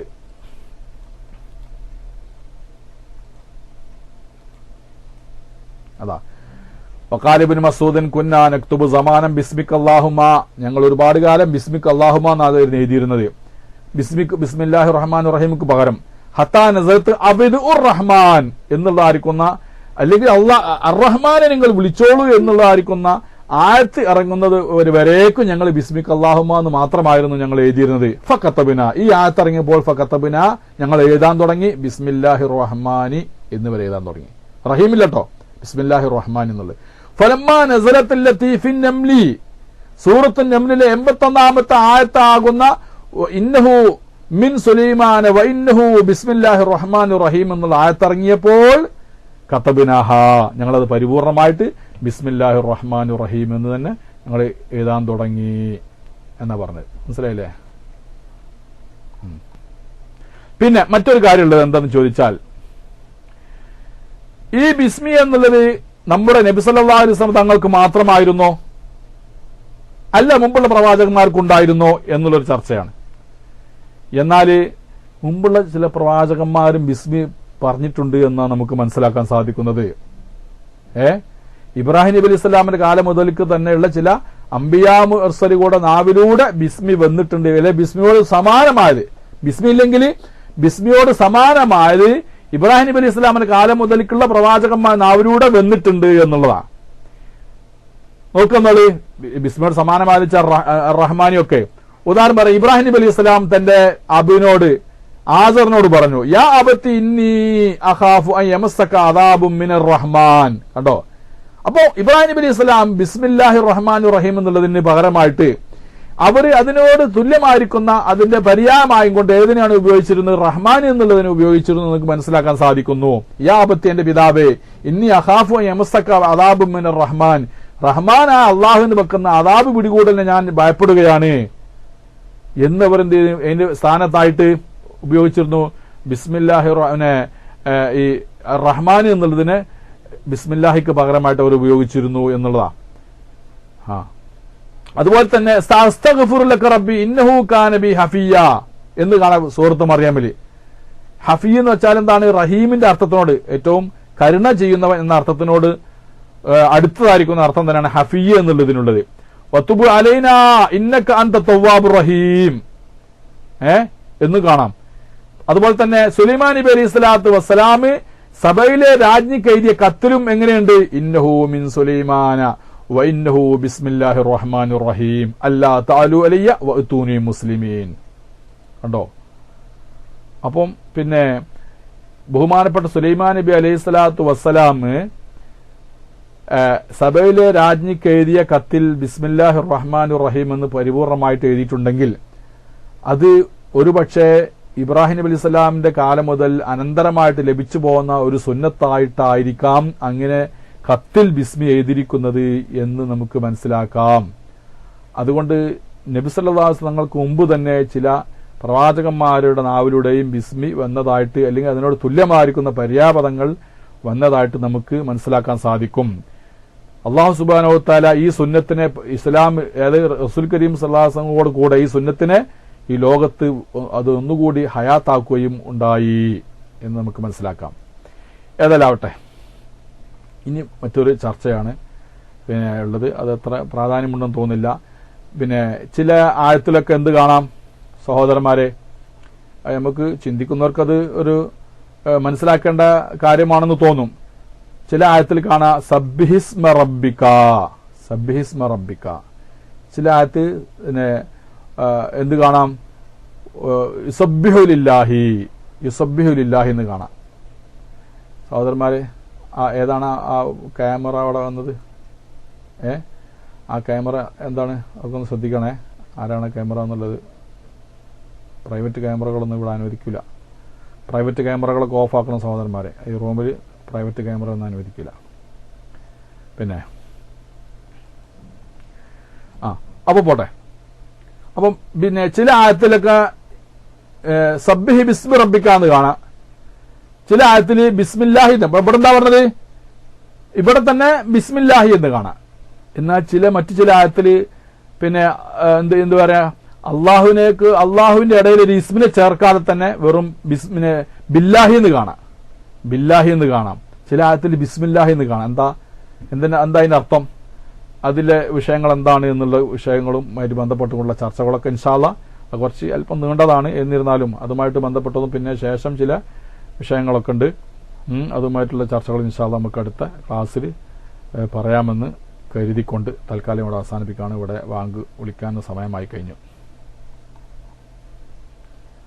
റഹ്മാനു റഹീം എന്നുള്ളതിന്റെ അതിലുള്ള എന്താണ് അതിന്റെ അർത്ഥമെന്നും അതിൽ അടങ്ങിയ വിഷയങ്ങൾ എന്തൊക്കെയാണെന്നുള്ള ചർച്ചകളും കൂടി അടുത്ത ക്ലാസ്സിലേക്ക് നീട്ടിവെക്കുകയാണ്. അല്ലാഹു തആല തൗഫീഖ് നൽകട്ടെ. ആമീൻ ബിറഹ്മതിക യാ അർഹമർ റഹീമീൻ എന്ന് ദുആ ചെയ്തുകൊണ്ട് അവസാനിപ്പിക്കുന്നു. റബ്ബന ആതിനാ ഫിദ് ദുനിയ ഹസന വഫിൽ ആഖിറതി ഹസനത വഖിനാ അദാബന്നാർ വസല്ലല്ലാഹു അലാ ഖൈരി ഖൽഖി സയ്യിദിനാ മുഹമ്മദിൻ വആലിഹി വസഹ്ബിഹി അജ്മഈൻ സുബ്ഹാന റബ്ബിക റബ്ബിൽ ഇസ്സത്തി അമ്മാ യസിഫൂൻ വസലാമുൻ അലൽ മുർസലീൻ വൽഹംദുലില്ലാഹി റബ്ബിൽ ആലമീൻ. അസ്സലാമു അലൈക്കും വറഹ്മത്തുള്ളാഹി വബറകാതുഹു.